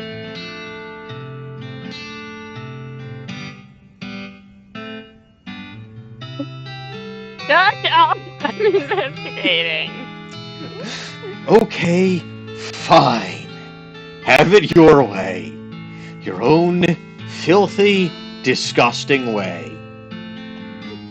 It turns out to probably not be a bedpan, but it is definitely a spittoon, and it is definitely filled with rotting, brown spit.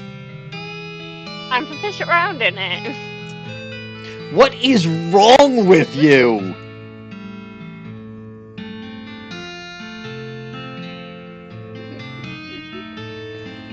Bite me. Oh, good God. Okay. You plunge your hand in up to the wrist. It makes a glorp noise and breaks the thin skin of congealing toxins that was previously keeping the dire smell in relative check. Now you are choking in a miasma of oily, bitter chaw stink. You know that feeling you get when you're about to puke? How you get that taste way back in the rear corners of your mouth? That metallic tang by the root of your tongue, like you're sucking on a corroded old penny? Uh-huh, and what did we find? You found a filthy, slime-covered old brooch. Are you happy? I bet you're going to put it on without even washing it first. Maybe I will. Dawning, are you happy we're playing? I'm playing this game. I love the narrator trying to talk you out of the spittoon. Oh, look, This entire game is funny. But yeah, no, that's actually not bad. Gold Mysticality and Moxie, yes. How does that compare to the Surf Badge? The Sheriff Badge just gave me +1 armor, which not phenomenal. Well, then we have gotten value out of every single spittoon. Yes, that's kind of an ongoing joke here. Alright, well, can't do anything else in there until... We have more Moxie. Yep, and or safe Kraken. Yep. Well, let's see. Maybe there's something at the Stearns Ranch that won't kill me. Maybe. You find a crate lying by the side of the trail. Its lid knocked loose. It has "fell off the back of a cart LTD" stenciled on the side, which seems a bit on the nose, but hey, free stuff is free stuff. Free stuff? Yes. You fish through the crate and help yourself to the meager, but free contents. A length of... What the hell is the difference between a length of rope and a lasso? Lasso is specialized. Haystack! Haystack! Haystack indeed, that's always good. Special haystack. Alright, let's see. Well, this looks pleasant. Yeah, I think the cows have been here. Jethro Stearns, devoted father, died 1895. Looks like Jethro's bones were dug up by some varmint or another. Search them. There's some. Charred locket. Flower of smoking. Pick it. Smoking chrysanthemum. Chrysanthemum. Whatever the hell that word Chrysanthemum. is. Yeah, that one. You said it right the first time. I know I did. Gwendolyn Stearns, devoted mother, died 1895. Mary Stearns died... Oh, God, I think I remember this ranch. Between the smoke and the noise... Molly, she looks sad. You just check in with, not Susie. He looks sad. I mean, she generally does. Like, that's Yeah, kind of her default expression. The only thing that she really has to say... Oh, guess we should check for survivors. But, like, not much else, really, that she says. Anyway, between the smoke and the noise, you're guessing that the contents of this outhouse are more dangerous than the average outhouse contents. Let's fight a cow. Oh, hey, it's a pyro bove. Those have usually gone well, and now we have the blizzard skill. Huh? Yeah, but that costs 4 AP. No, we don't have that kind of... On the other hand, that's still going to do 15 damage. So this one does not have a ton of mysticality or moxie or any of that. 21 H. Wow! Well, that went surprisingly well. Hey, I got a toilet pistol.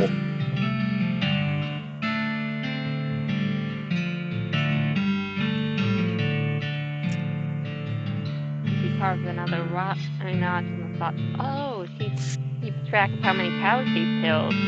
Correct. And at some point or another... By cows. She either keeps track of how many cows she's killed or the people she's seen die to cows. Or no, number of cows she's killed. I see.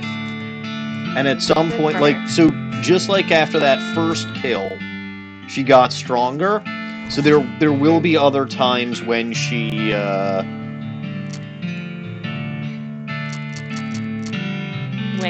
gets stronger, levels up cows. basically. Deals stench damage and applies 5 poison to the enemy. So, toilet pistol! Hooray! toilet pistol. Okay, we could maybe go inside, see if there's anything more. Oh, there's a safe. We don't have that level of safe tracking. There's a cow drawn on the wall. It's probably nothing. I'm curious, but we should take the food first. Yeah, it's nothing. Just a weird cow-shaped stain on the wall. Strange. Yeah, no, definitely nothing. And it's definitely not disrespectful for me to be crab walking over their graves. No, of course not. They'd love it if they could see you. Hey, a stock certificate. What is that? Just sell it. Certificate entitling the bearer to 11 shares of Amalgamated Buggy Whip Corporation, company based in Yuma. Oops. Still some beans, eh?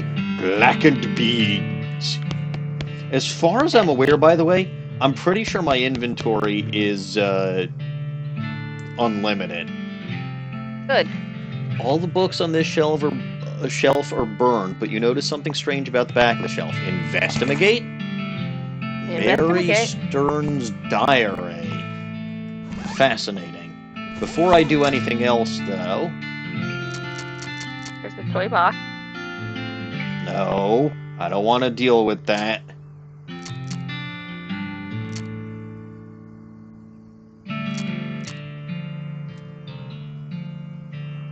I need more AP, and I need more AP badly.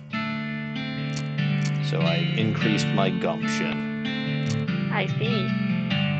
Yes, because you can only use one of your abilities. Right now. Or you could. Let us look in the toy box. The first page says in a little girl's handwriting, "This is the diary of Mary Stearns.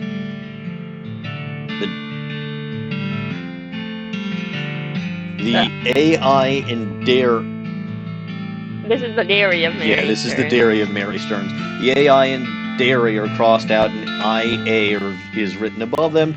The diary starts out as typical kid stuff. You flip it until you notice the writing getting shakier. Found a dolly under a cactus out back and she told me her name was Grace. Mama and Papa don't believe me that she talks. Say I got a big imagination. Grace says the cows are gonna get us, but Papa says we'll be okay, because this weren't never a cow ranch. Grace says he's wrong, but Papa won't believe me. Grace says she can keep the cows away, but I have to play tea party with her. Eating? I don't like this kind of tea party, but Grace says it's important to keep the cows away. Mama was sad they couldn't find Effie. Papa said she's been gone so long they should put a cross up, but Mama won't let him because she thinks she'll come back. Papa says she's only 11, how far could she have gone? And Mama started crying again. Don't want to play tea party anymore, but Grace says I has to. Okay, keep reading. Papa was out 2 days looking for Joey. Of course, he didn't find him. Mama cries so much.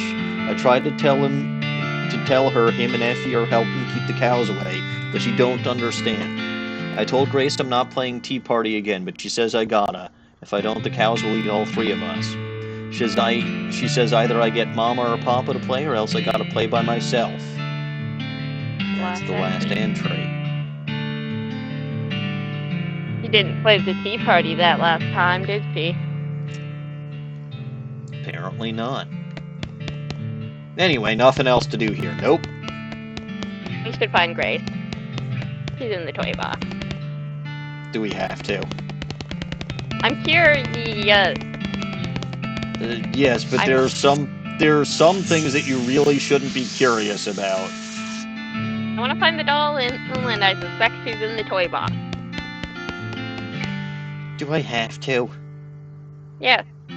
Why? Because I want to. And? Please. Fine. I want to know. It's the work of a moment to fix the doll's voice box. Oh, I guess it's because I read the diary before, but it's the work of a moment to fix the doll's voice box. Pull the string. No, thank you. Pull the string. Alright, fine. You pull the string. The doll's eyes roll back into its head, and its mouth begins to move. Hi, I'm Grace. What's your name?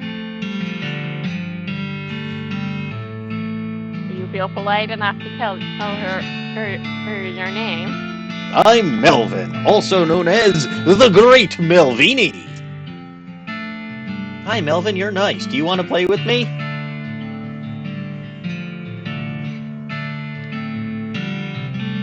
I think we should play. But I don't want to play games. We want to play the game. Hooray! Mira used to play with me, but we didn't get to finish our tea party before she went away. Will you help me finish it? Sure. Hooray! The game is almost over. Mary did such a good job. The doll's eyes roll back forward. Go downstairs and get my cup. Do you know the magic word to make the mean cow let you into his secret room? Oh, what is it? Magic word is peanut butter. The doll goes silent. Delicious peanut butter. You shudder as you realize that talking dolls haven't been invented yet. Uh-oh. Ooh.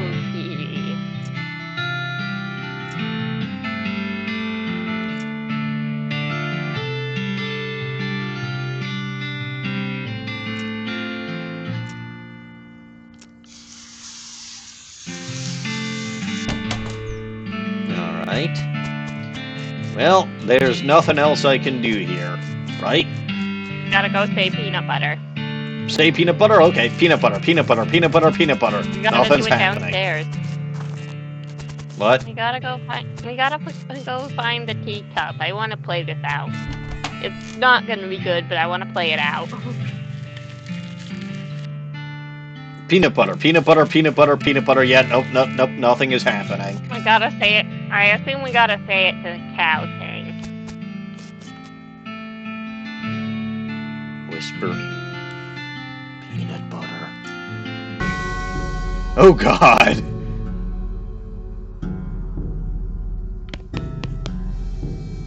You know, I might want to step outside. There's an altar. Approach the altar, please.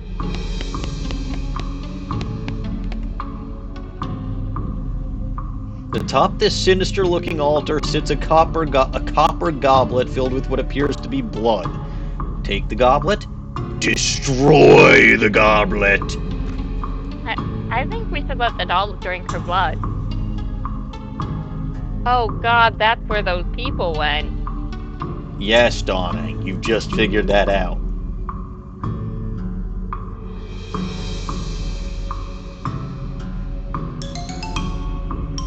So do we still want the doll to drink her goblet, or her blood, or do we want to destroy this thing once and for all? I'm so curious about what the doll will do if we bring her the goblet. If memory serves, basically nothing and go kill a bunch of squirrels somewhere? That's if memory serves, but you don't have to take my word for it. Let's take the goblet. What if we drank from the goblet? The chill runs down your spine as you touch the goblet. You got an item, Goblet of Blood. This is a goblet of blood from a cursed altar in a spooky secret basement room. It's probably safe and fine and good. I love... We can't drink it? No. I guess we bring it to the doll now. Seriously, I love item descriptions in this game. Anyway, I'm out of here. To the doll. Must I? I would like to see. Fine.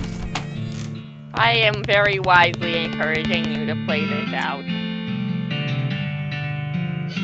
My tea! We can finish our tea party now.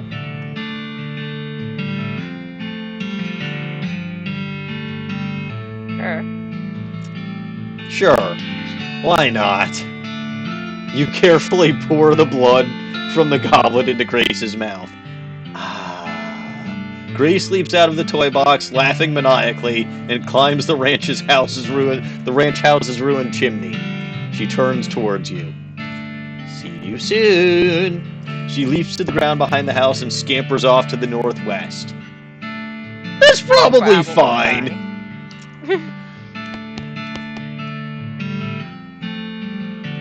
This box used to have a haunted doll in it, but you fed her some children's blood, and then she got up and ran away. Good work, Dawning. Yep, great work. We did great.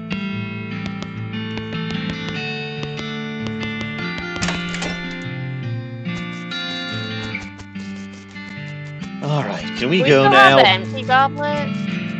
Hmm? Do we still have the empty goblet? No, we still have the goblet. There's still blood in it? Apparently, because it's still called Goblet of Blood. Interesting.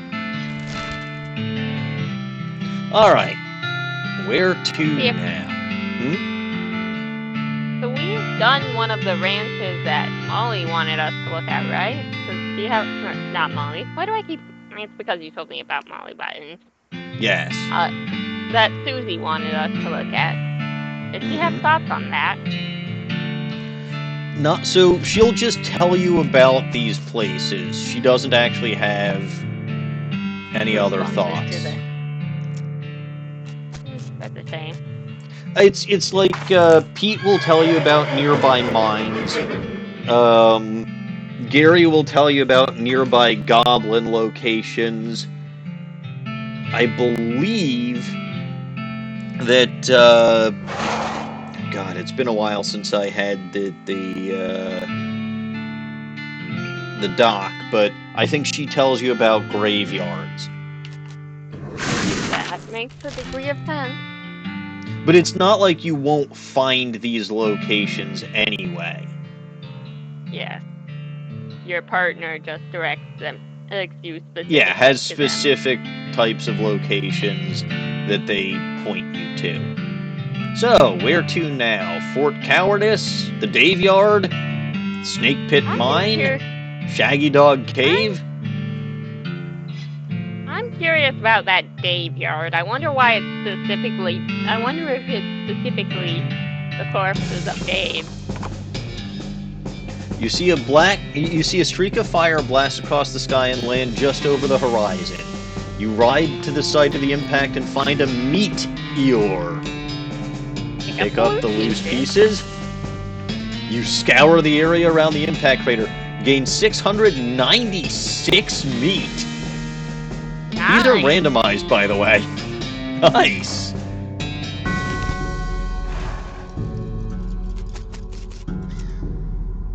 Might spooky. Nervous? Hell, after what I seen, human skeletons are a walk in the dang park. Fair enough. Here lies Dave B. Died with his boots on, but not his pants.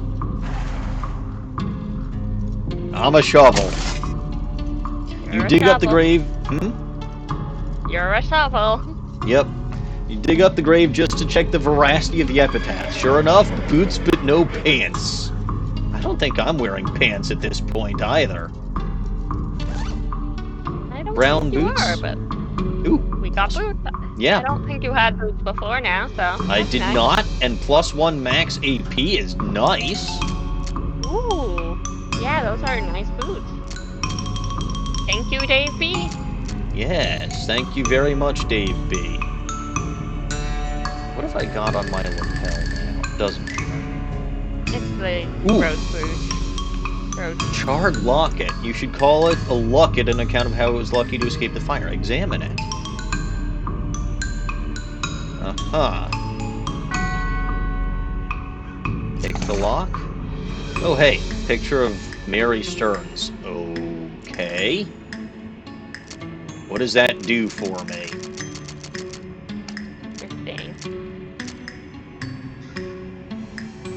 Faded... Let's look at the... Okay, examine it. Sad? I don't think that actually does anything for me.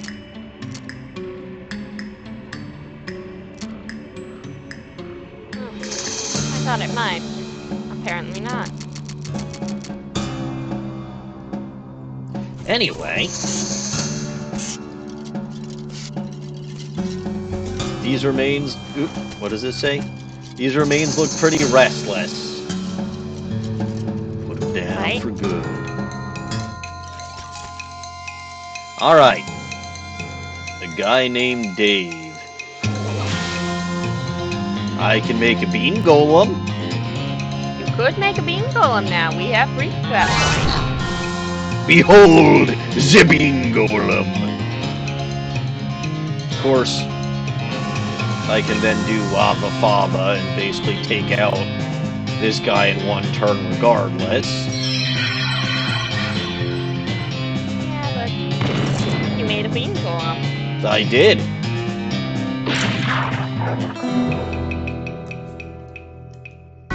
Bam. Skull chips and 11 EXP. Here lies Dave C. Went down in a theater. Here lies Dave J. Rapapow! So yes, as you expected, this is just a bunch of Daves. And there's another guy named Dave. Yeah, target the skeleton of a Dave.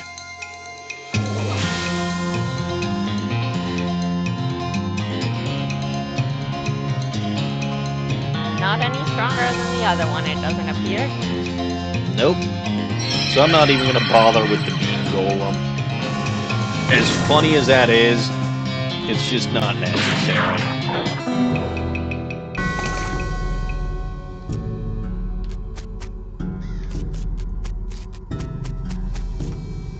Goodbye, Dave. Dave G, he was looking to this guy to save him, but even this guy couldn't save a feller from like 40 angry bears. No shit, Sherlock. Here lies Dave L. Died of a heart attack. See you in negative 36 years. Huh. Gravedigger left his lunch here. Oh boy, free lunch. Vienna Bloods. Yeah, Vienna blood sausages and thermos of spiked coffee. I should probably actually drink something. Or eat something or whatever. There's a very not tough Dave right there. Increases your speed by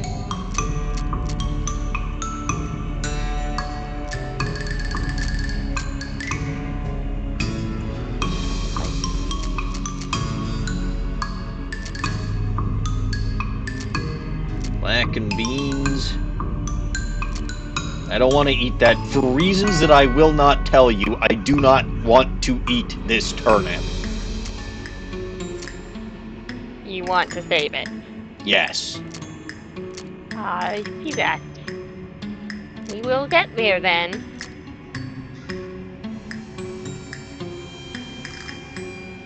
These are little gun-shaped candies made with real gunpowder.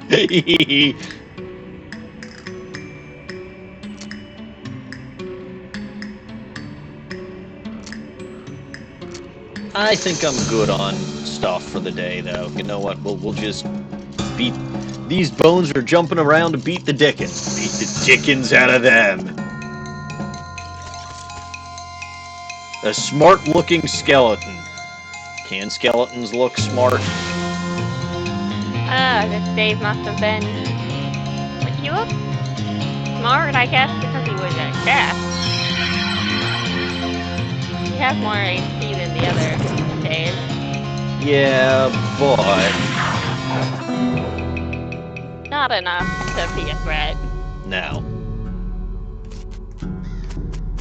Especially not when Susie has all of its health on crack shot.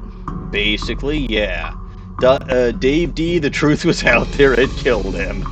Dave G, murdered by a different feller named Dave G. Pile of bones that that's isn't okay. moving around for a change. Dig through it. Skull with Might an as well. odd... Yeah, there's no reason not to. Dig Yeah, through it. skull with an odd tag on it. Well, I'm sure that's not important. Should I check it? There's a building. You should check it. Okay, the skull has a little paper tag on it, which has inter-cemetery loan on one side and some notes on the other. Examining.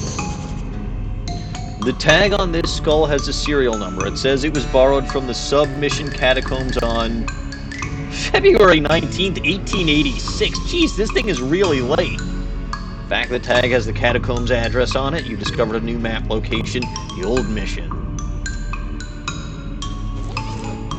Fun. But you want me to check the building, don't you?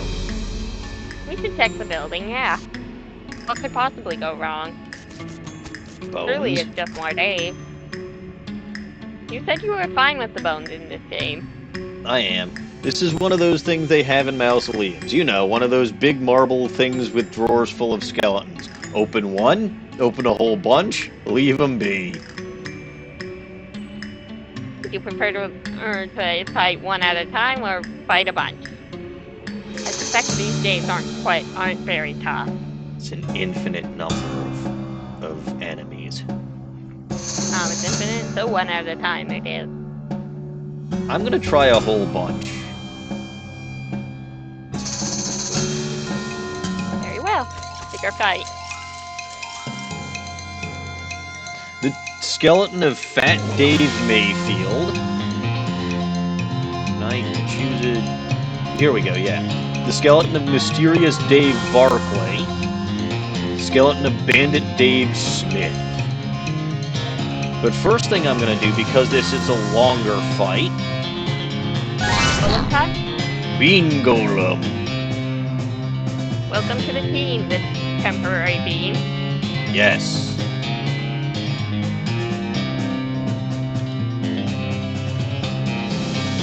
Alright. So it's 11 damage on Dave Barclay. It's 12 on Dave Mayfield or Dave Smith. Seems then that it would be better because he was on Mayfielder. Yes.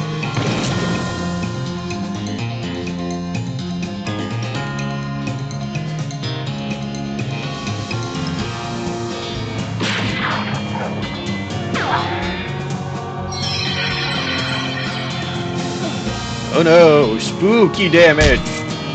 Ooh, good job, Bean Golem.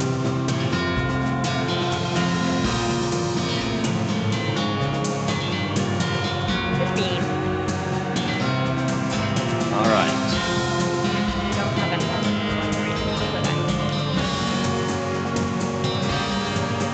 but oh, that's not too big of a deal. 10 to 11 damage to either one. I'll Stabicus this feller. Goodbye. And Susie can take out this feller. Well, almost take out that feller. Well, Bean will take that Golem one will out. finish off. And I'll toilet pistol that one. So this is Okay. basically experience grinding. Now, if I had the doctor, this would basically allow me to power level her. Yes. I do not. But since we have gone with Susie, we just get a whole bunch of SP at a time. Yeah, which is not bad. But Certainly there's not. more. Although I'm There's sure more. you don't care that there's more. There's more Dave. Yeah, wonder I what could go kinds of fight Dave more we- Daves if you want me to. Or there's more house. Not really a house, but sure. More mausoleum. More building. Uh-oh. The Daveyard Tomb. Some kind of ritual circle drawn on the ground in red chalk. It's a big stone sarcophagus. This is a pile of mostly burned rags that maybe used to be a person. Investigate. You dig through the rags and find a few things that look like they're worth keeping. You got an item, gore-splattered scroll, human ashes, some kind of receipt, a robe receipt. Okay. You want to fight some more, Dave? This is a receipt for the delivery of 150 black silk robes. Sounds pretty ominous. It does, yes. Were these Daves a cult? Not the Daves, no. Remember that there's a necromancer hanging around. Huh. The necromancer's cult has been here. Yes. This is a human in the final stage of that whole ashes to ashes thing. Well, part of one at least. A human gets harder to keep track of when it's encountering more. Examine? No. I'll leave them alone for now. You never know when they're going to come in handy. Scroll is almost too covered in blood and viscera to read. Luckily for you, you got all that practice reading the inside. All that practice what? Anyway, I'm going to read it. You scrape off the largest of the giblets off the scroll and read it. It says, take a pile of human ashes, spread them out in the shape of a person inside a red chalk circle, sprinkle them with stardust, place the mostly perfect or better glass sphere, blah blah blah. Anyway, that's the gist of it. The actual text has a lot more these and thous and such and like. Plus there's a bunch of weird gibberish you're supposed to say out loud. So the human ashes might actually remain helpful. But I need some other stuff too. Yeah. And did we examine the receipt? Nope. We should do that.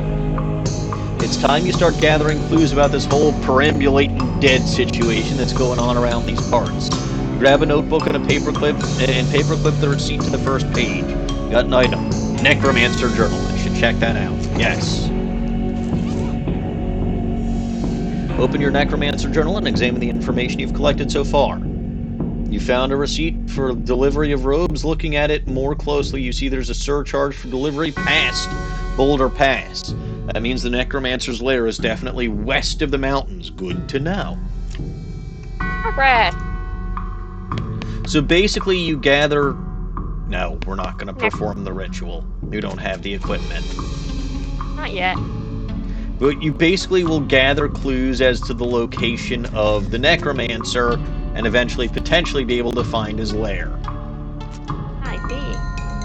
Do you need more XP from fighting Dave, or are we good here?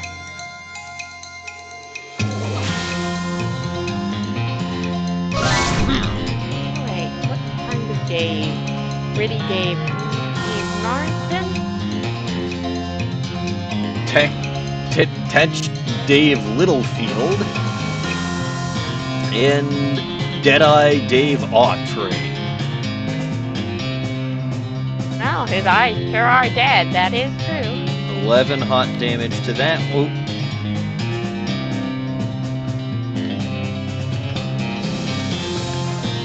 Then 10 to that one. 12 to Deadeye. So, Yeah. Bean. Deadeye didn't. Burn, Deadeye Dave Retriever. And we can get rid of Dave Littlefield in one shot. Good job. Man, that bean golem.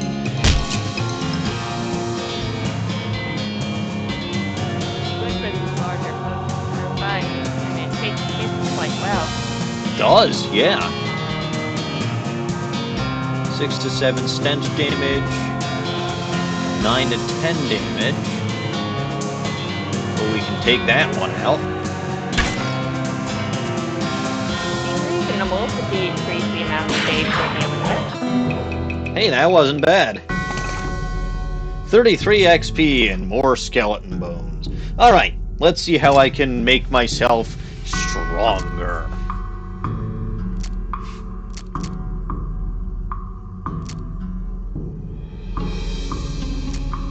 You could get more outboxing at this point, I believe. Do you really? I don't think I need it. said you would be able to swindle the poker players more. The poker players.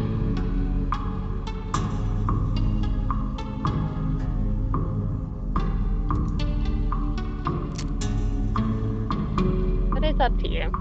Yeah. I won't interfere with your stuff spending. Just everything else. Let's see.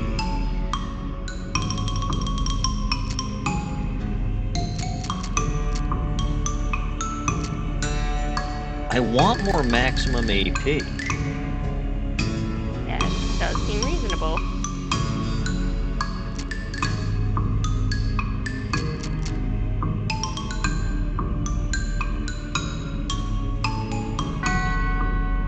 And now you have 32 XP to spend as you wish.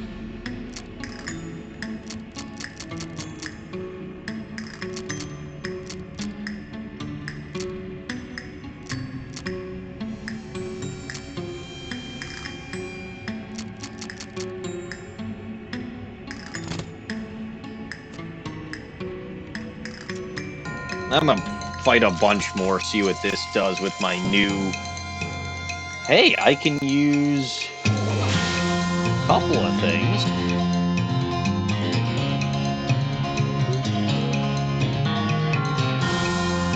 Oh, this explains why...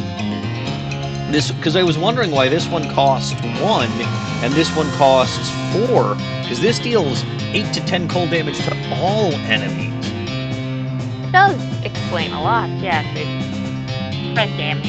Always good. Well, we'll bean golem anyway, because these guys aren't a threat.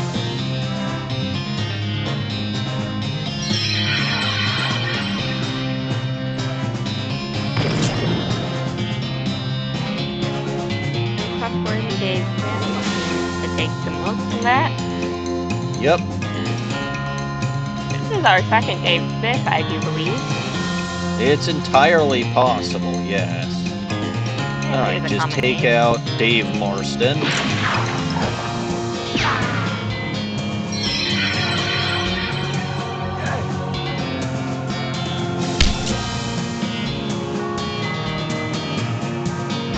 I love that regen. Like that...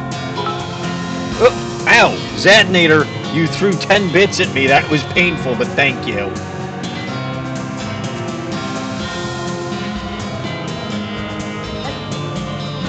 Way more than enough to take out Dave Smith. I suspect he would die from a stabicus. Yeah, he would die easy from stabicus, and then you would get to your action point. Well, yeah, but... You might not need it, but... It's fine. Anyway, how are you, Zadnator? He's Zadnator, yes. Thank you for the bits. Yeah, you will not need that action point you save, but... There are more Dave dead. Re-deaded. More dead Daves, dead, deaded, dead, dead. Yes. He will theoretically stay dead.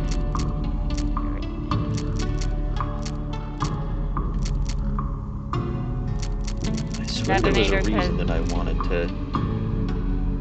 Do the thing. Never gonna give you up, never gonna let you down. Well timed too, because we're getting close to the end of the stream schedule time. Shh, we're having too much fun.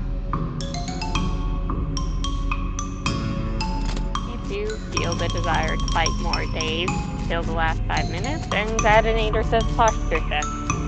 Oh, it's lousy.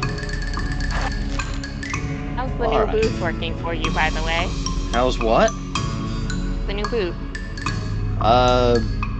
It means that I can actually look at my computer without craning my neck, but I don't know how it's working as a soundproof booth. I'll have to ask my wife.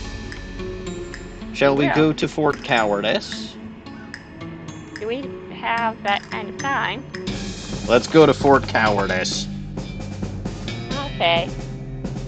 You see a glint of light in the distance. When you get closer, you realize it's the sun reflecting off the lens of a discarded pair of binoculars on the ground. Hey, let's grab them. Disposable binoculars. These will come in handy. They will also come in pairs because otherwise they wouldn't be binoculars.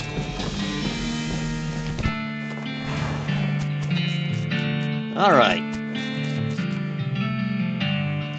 The old saying goes, when life gives you cannons, make a cannonade. Yeah. Oh, right, I remember what we needed here. We needed the sugar beet. The what? Sugar, something like that. No, we needed gunpowder. Not heat, salt peat, whatever it was. There's a chest. You hear the sound of several goblins snoring inside this tent. Go in guns blazing or leave them alone. I'd hate for this to disturb sleeping goblins. Yeah. Must be the math tent. No, it's the medical tent. Based on the papers and anatomical diagrams scattered around its surface, you're guessing this desk belonged to Fort Cowardice's nurse. Look at the papers. Papers are mostly just boring... Wouldn't the diagrams be on papers? But sure.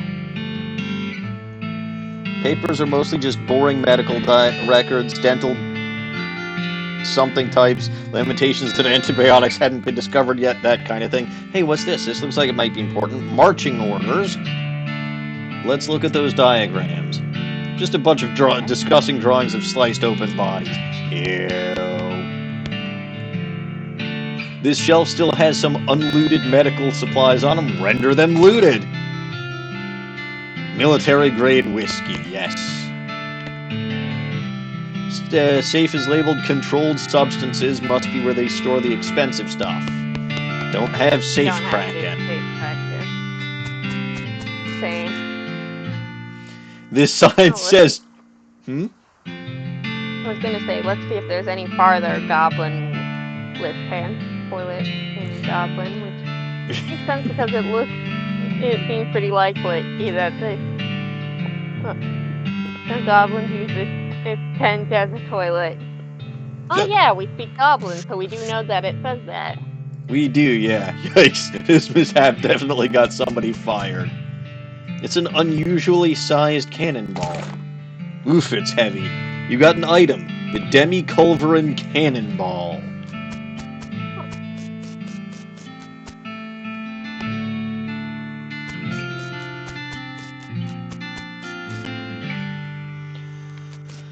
Alright, so those disposable binoculars I just got.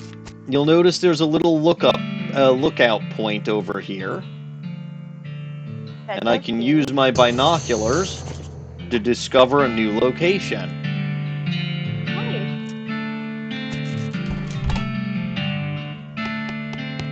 Spring. This cabinet is mostly empty, but there are a handful of boring personnel records in the back of one drawer. They are... Examine them. They are incredibly boring. I really want the details. Fine, you rerun. 1. Charles Stern, Clerk, Pay Grade C4, B, 12.9.34, December, missed days 8, accrued sick days 88. Satisfied. Charles Stern. Another. Becky Smith, Secretary, Pay Grade C3, B 5.14.40, DEC 2.10.64, missed days 89, accrued sick days 0. Satisfied yet? Oh, another. I want to see how many it'll give us. Now you're just looking at the same ones you read before. What is wrong with you? I can't get enough.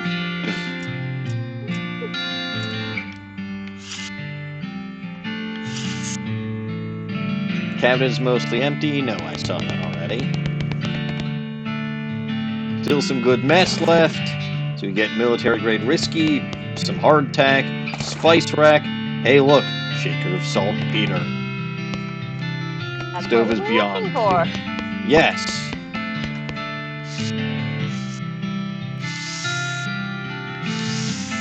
But there's a door back here. That is. Oh, that meowing wasn't coming from the game. Of course it wasn't coming from the game. Hello, There's Bug nothing in the Mite. game. There's a goblin shooting. Hi, Goblin. Can we speak to him? The goblin seated at this desk is repeatedly firing their pistol at that pie safe. Get their attention. Get their attention with violence. Leave them to their business. Let's just talk. Get their attention without violence. So, what are you doing? Shooting pies. Always shooting pies. Could you elaborate on that? Could you elaborating on that?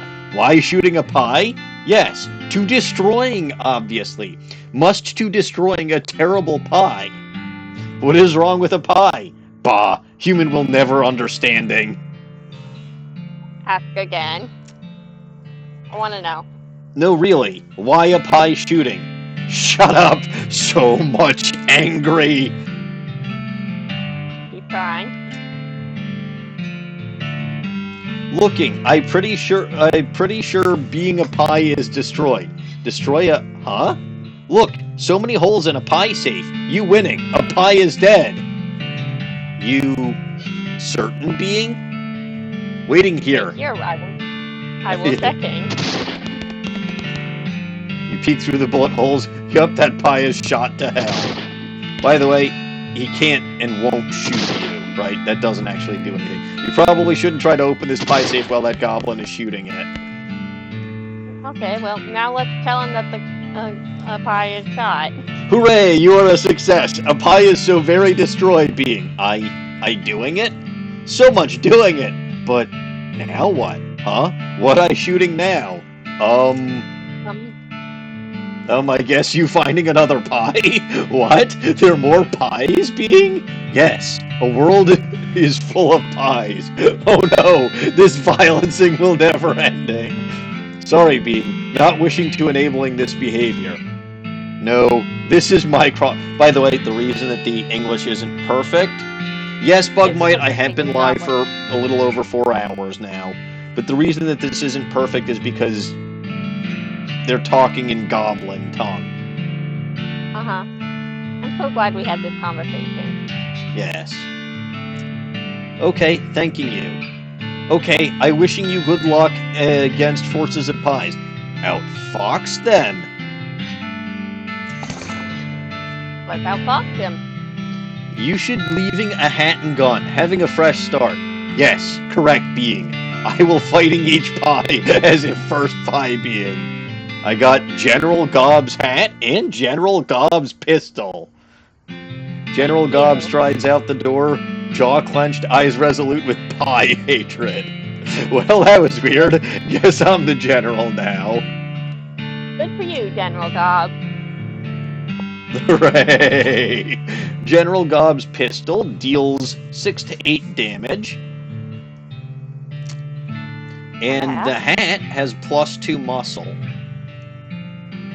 How's that compared to your barely enchanted hat? That's +1 mysticality, which I prefer to have because I'm a spellcaster. Fair enough. Alright. I might as well have... Let's see... We're back to the bar, or to bring the chef his saltpeter? I am playing this on my Switch. I have it on my computer too, but I'm playing this as a brand new game file on my Switch. I'ma eat these beans, by the way. Gain in effect, bean blackened.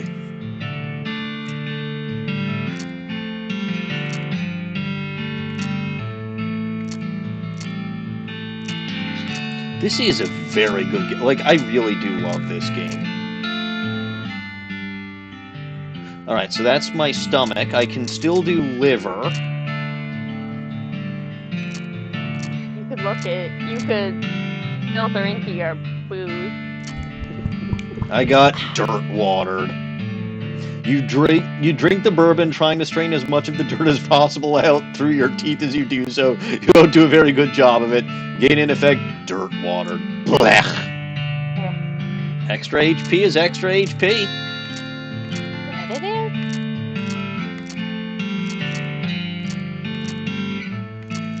And let's also have a military-grade whiskey while we're at it. Whiskey Tango Foxtrot, sir, yes, sir. Not bad. Alright, so... You can see, by the way, all the effects that I have in the lower left corner of the screen. You have saltpeter to deliver. That we might. And I do believe that's going to be the last thing that we do for today, right? I would think so, yes. Sure we don't want to go back and fight that cow again? We can save that for next week, I think. The story is... Okay. It depends on how deep you want to go. At its absolute most basic, you really just have to get the train from point A to point B. And that's all there is to it. But if you actually spend some time playing the game, learning about the characters and other stuff, there is a surprising depth and amount of stuff that you can do. Next thing I need is a certain kind of hot pepper. It's called a murder pepper. Because it's really spicy, because it literally has a knife and kills people who ask dumb questions. Grow in an area outside of town, you should be able to find one if you wander around for a while.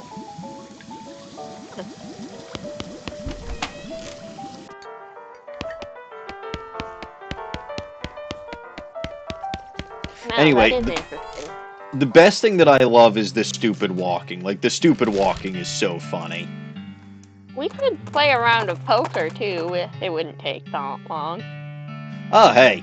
You catch a whiff of something that makes your eyes water. You trace it to its source of vividly covered red shape hanging from a scraggly little plant. Must be the southeast-western murder pepper that feller at the Jewel was looking for. I bet. Your finger and thumb immediately start throbbing as you pluck the pepper. You toss it into your rucksack before it can do any more damage.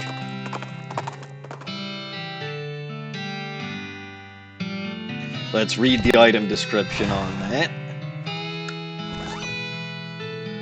This incredibly spicy pepper grows only in a narrow region of the West. Wait, I didn't mean to go to the mercantile.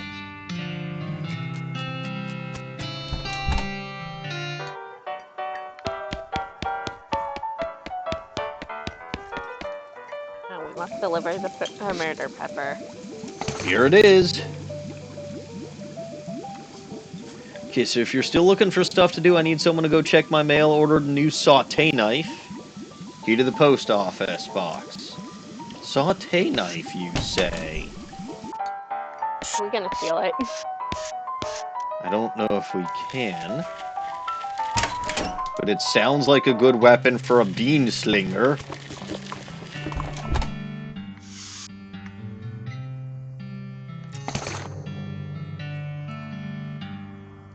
Alright. You open the box and a torrent of junk mail falls out to reveal a knife just sitting loose in the box. You pick it up. Nope. To the chef, it says. Even though you're holding it, you're still pretty sure there's no such thing as a saute knife. Anyway, it's too thin to use as a weapon, so it's not even worth stealing.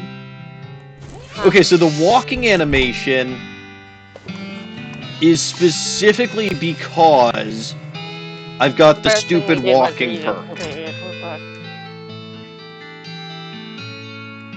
Actually, I think that's, I don't actually remember how to show that off. But I read a book and it taught me all about stupid walking. Now we're taking the knife to the shaft. Yep. Oh, look. Just about everything about this game is funny. Okay, I only need one more favor from you, but it's...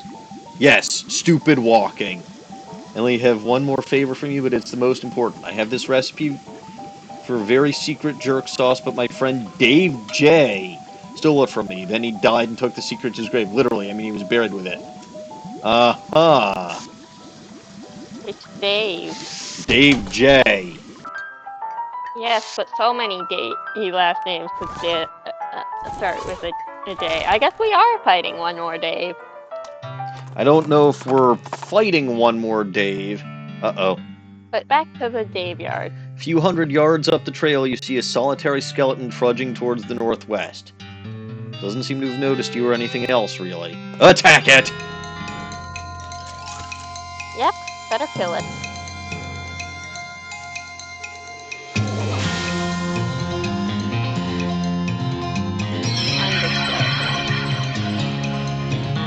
Fire the bean cannon! God, I love this game.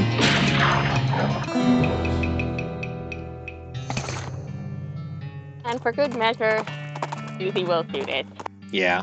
She could have taken it out in one hit if she had gone first.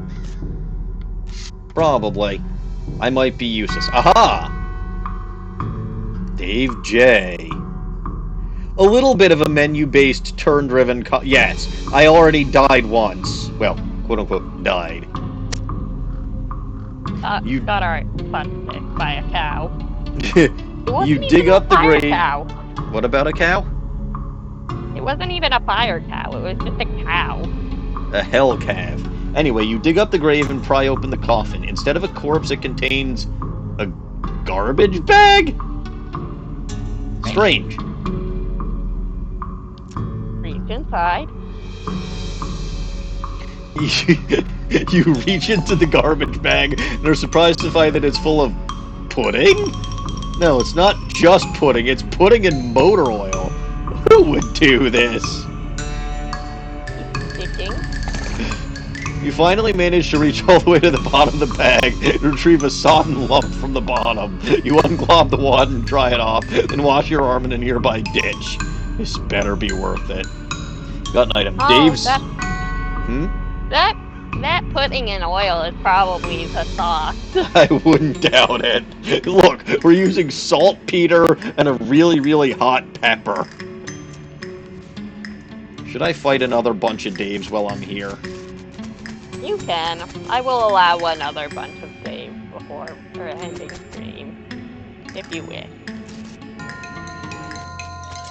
Just to give Bugmite an idea of how this game works. I love the Dave Yard.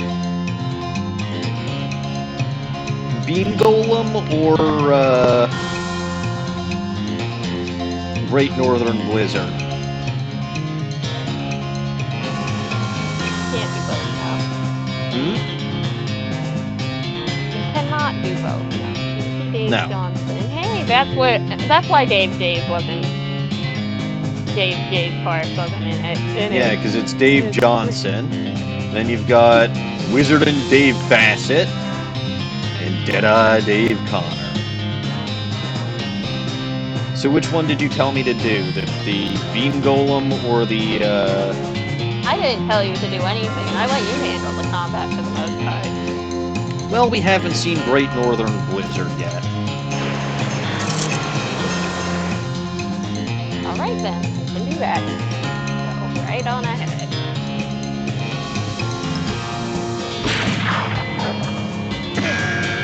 Alright, Susie, who are you gonna hit? I have no AP left. It was your decision. I know. I don't regret it. Can you kill either? Yes, you can stab Connor. Yeah. And shoot Connor. Because without AP, you can only kill one on each person's turn. So.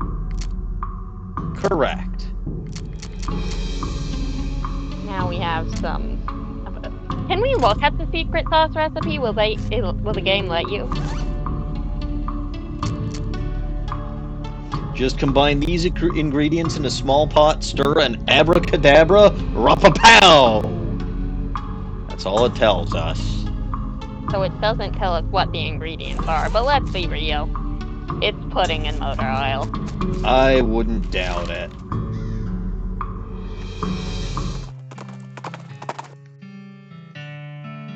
Yandere-chan takes a weird turn somewhere and you find yourself completely surrounded by old dead trees. Uh-huh. Where am I? Yandere-chan. Gray mist closes in on you as Yandere-chan marches confidently toward forward through the gnarled and ancient forest. You shudder. You sure the horses don't affect anything? They actually might. It seems like something specific to the spooky horse. Take the book. Oh, good. Introductory Nex Mex.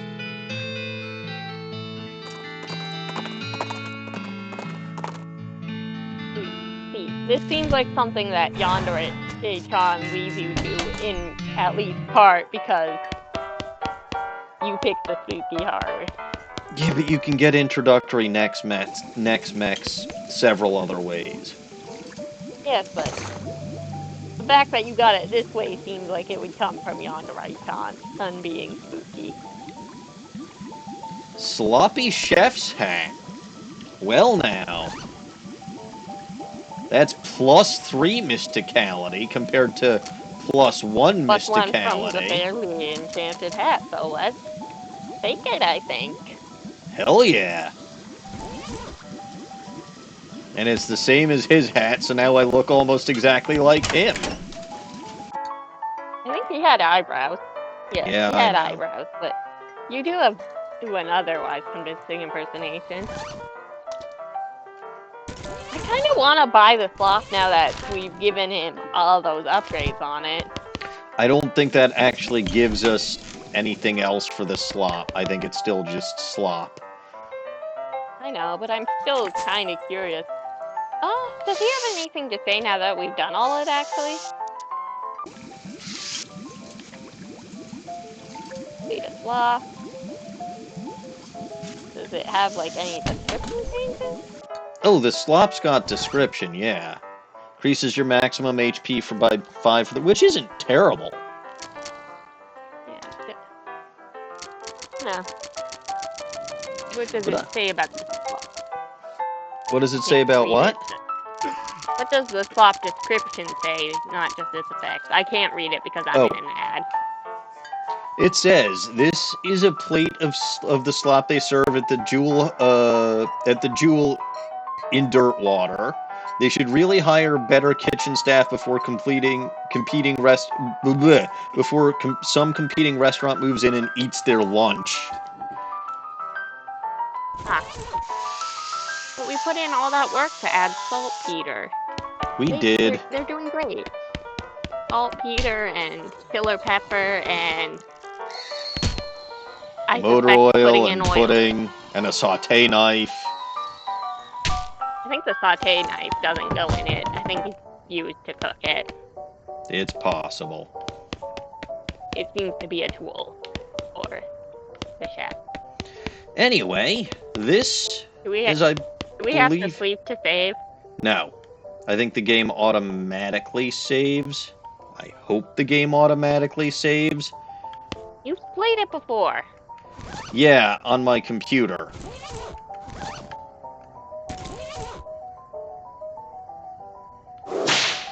How does wet of clothing save?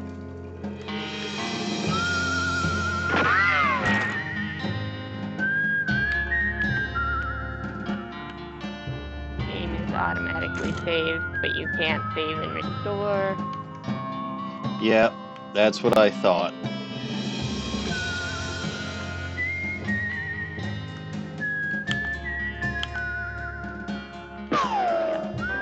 don't have to do anything, it doesn't seem like. Yep. So, You can switch character? Aren't they all Melvin Eastwood? yes, Melvin Eastwood is my character's name. I got to name him. My character is Melvin Eastwood, ancestor of Clint Eastwood, and to be known as the Great Melvini, magician of beans. Okay, so you do get to name your character, so the switch character does make a degree of sense then. Yes. You always play as Melvin. Oh no, it makes Melvin Eastwood is because he's the ancestor of Clint Eastwood because of them. I literally made this name up. Yes, but it's specifically because you're playing the spellcaster class. I take it. No, it's because it's an ME name. Right, but you went with this particular great Melvini choke. Yeah, I suppose. For the spellcaster. Anyway, this game may not be as popular as Tears of the Kingdom, but it's still really funny.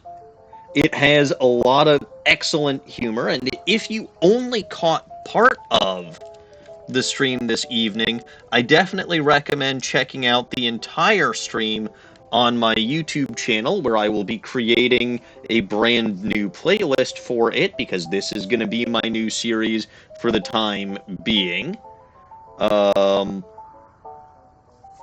If you want to catch me live on my Twitch channel, though, and you're watching this on YouTube, you can catch me on my Twitch channel over there. I go live Monday evenings with Ace Attorney 3, and Wednesday evenings now with West of Loathing. You can also catch myself and DawningWinds on the Bulba Garden Twitch channel over there. I will be making my return after a 3-week hiatus to the Bulba Garden Twitch channel this upcoming Sunday at 8:30 a.m. U.S. Central Time. I will be beginning my Pokemon Y journey, so Mii's Magical Kalos adventure. It's gonna suck, but such is life.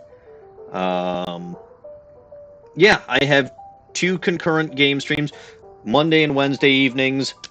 I try to have a little bit of variety, right? Monday evenings are Ace Attorney, which is the visual novel, and then Wednesday evenings are the kind of adventure-style game. Now, admittedly, this is a very different type of adventure than Tears of the Kingdom was. Certainly not open world, but still very, very funny. What else? Oh, yes. You can also catch Dawning on her channel. Sorry, it's one word. There's no space in the command. Yeah. Over there. Dawning now streams on Sunday evenings. Sunday evenings and Tuesday evenings at 8 p.m. So Sunday evenings, I believe, is still Hades, and Tuesday evenings are Dragon Age Origins or something. You did it! You got the name right. Hooray! It is indeed Dragon Age Origins. Yeah. I was waiting to see if you messed up one of the words. But you successfully made sense of it. Hooray, for once in my life. When it crashes. Yeah. Hooray, I made sense of something. But yes, no. So, I love this game. I don't know exactly how long of a series this is going to be, but it's going to be a lot of fun. And I do have... So, I mean, this game does have a sequel. It's called Shadows Over Loathing. So, I've played this one. I have not played Shadows Over Loathing before, but it's probably going to be what I play after this. And then after I stream that, I do have a new series that Ellison actually introduced me to. I think it's called Epic Battle Fantasy. And apparently there's an achievement you can get in that particular game that intrigues me. I'll Yes, leave it it at does. that. Anyway, I believe that's It going to do also it. intrigues Dawning if it helps anyone speculate. Yes, well, I believe that is going to do it for me for this evening. I don't think there's anybody. No. No. Nobody's hanging around for me to raid, not that there should be this late at night. So I think I'm just going to Unless end they're things Europe- off. Unless they're Australian. Yes, well, I think I'm just going to end things off here for the night. So, as always, I am Maniacal Engineer, and I'm never going to give you up, never going to let you down. Thank you all for watching. I really do hope that you enjoy this new series. And God bless this mess. Good night.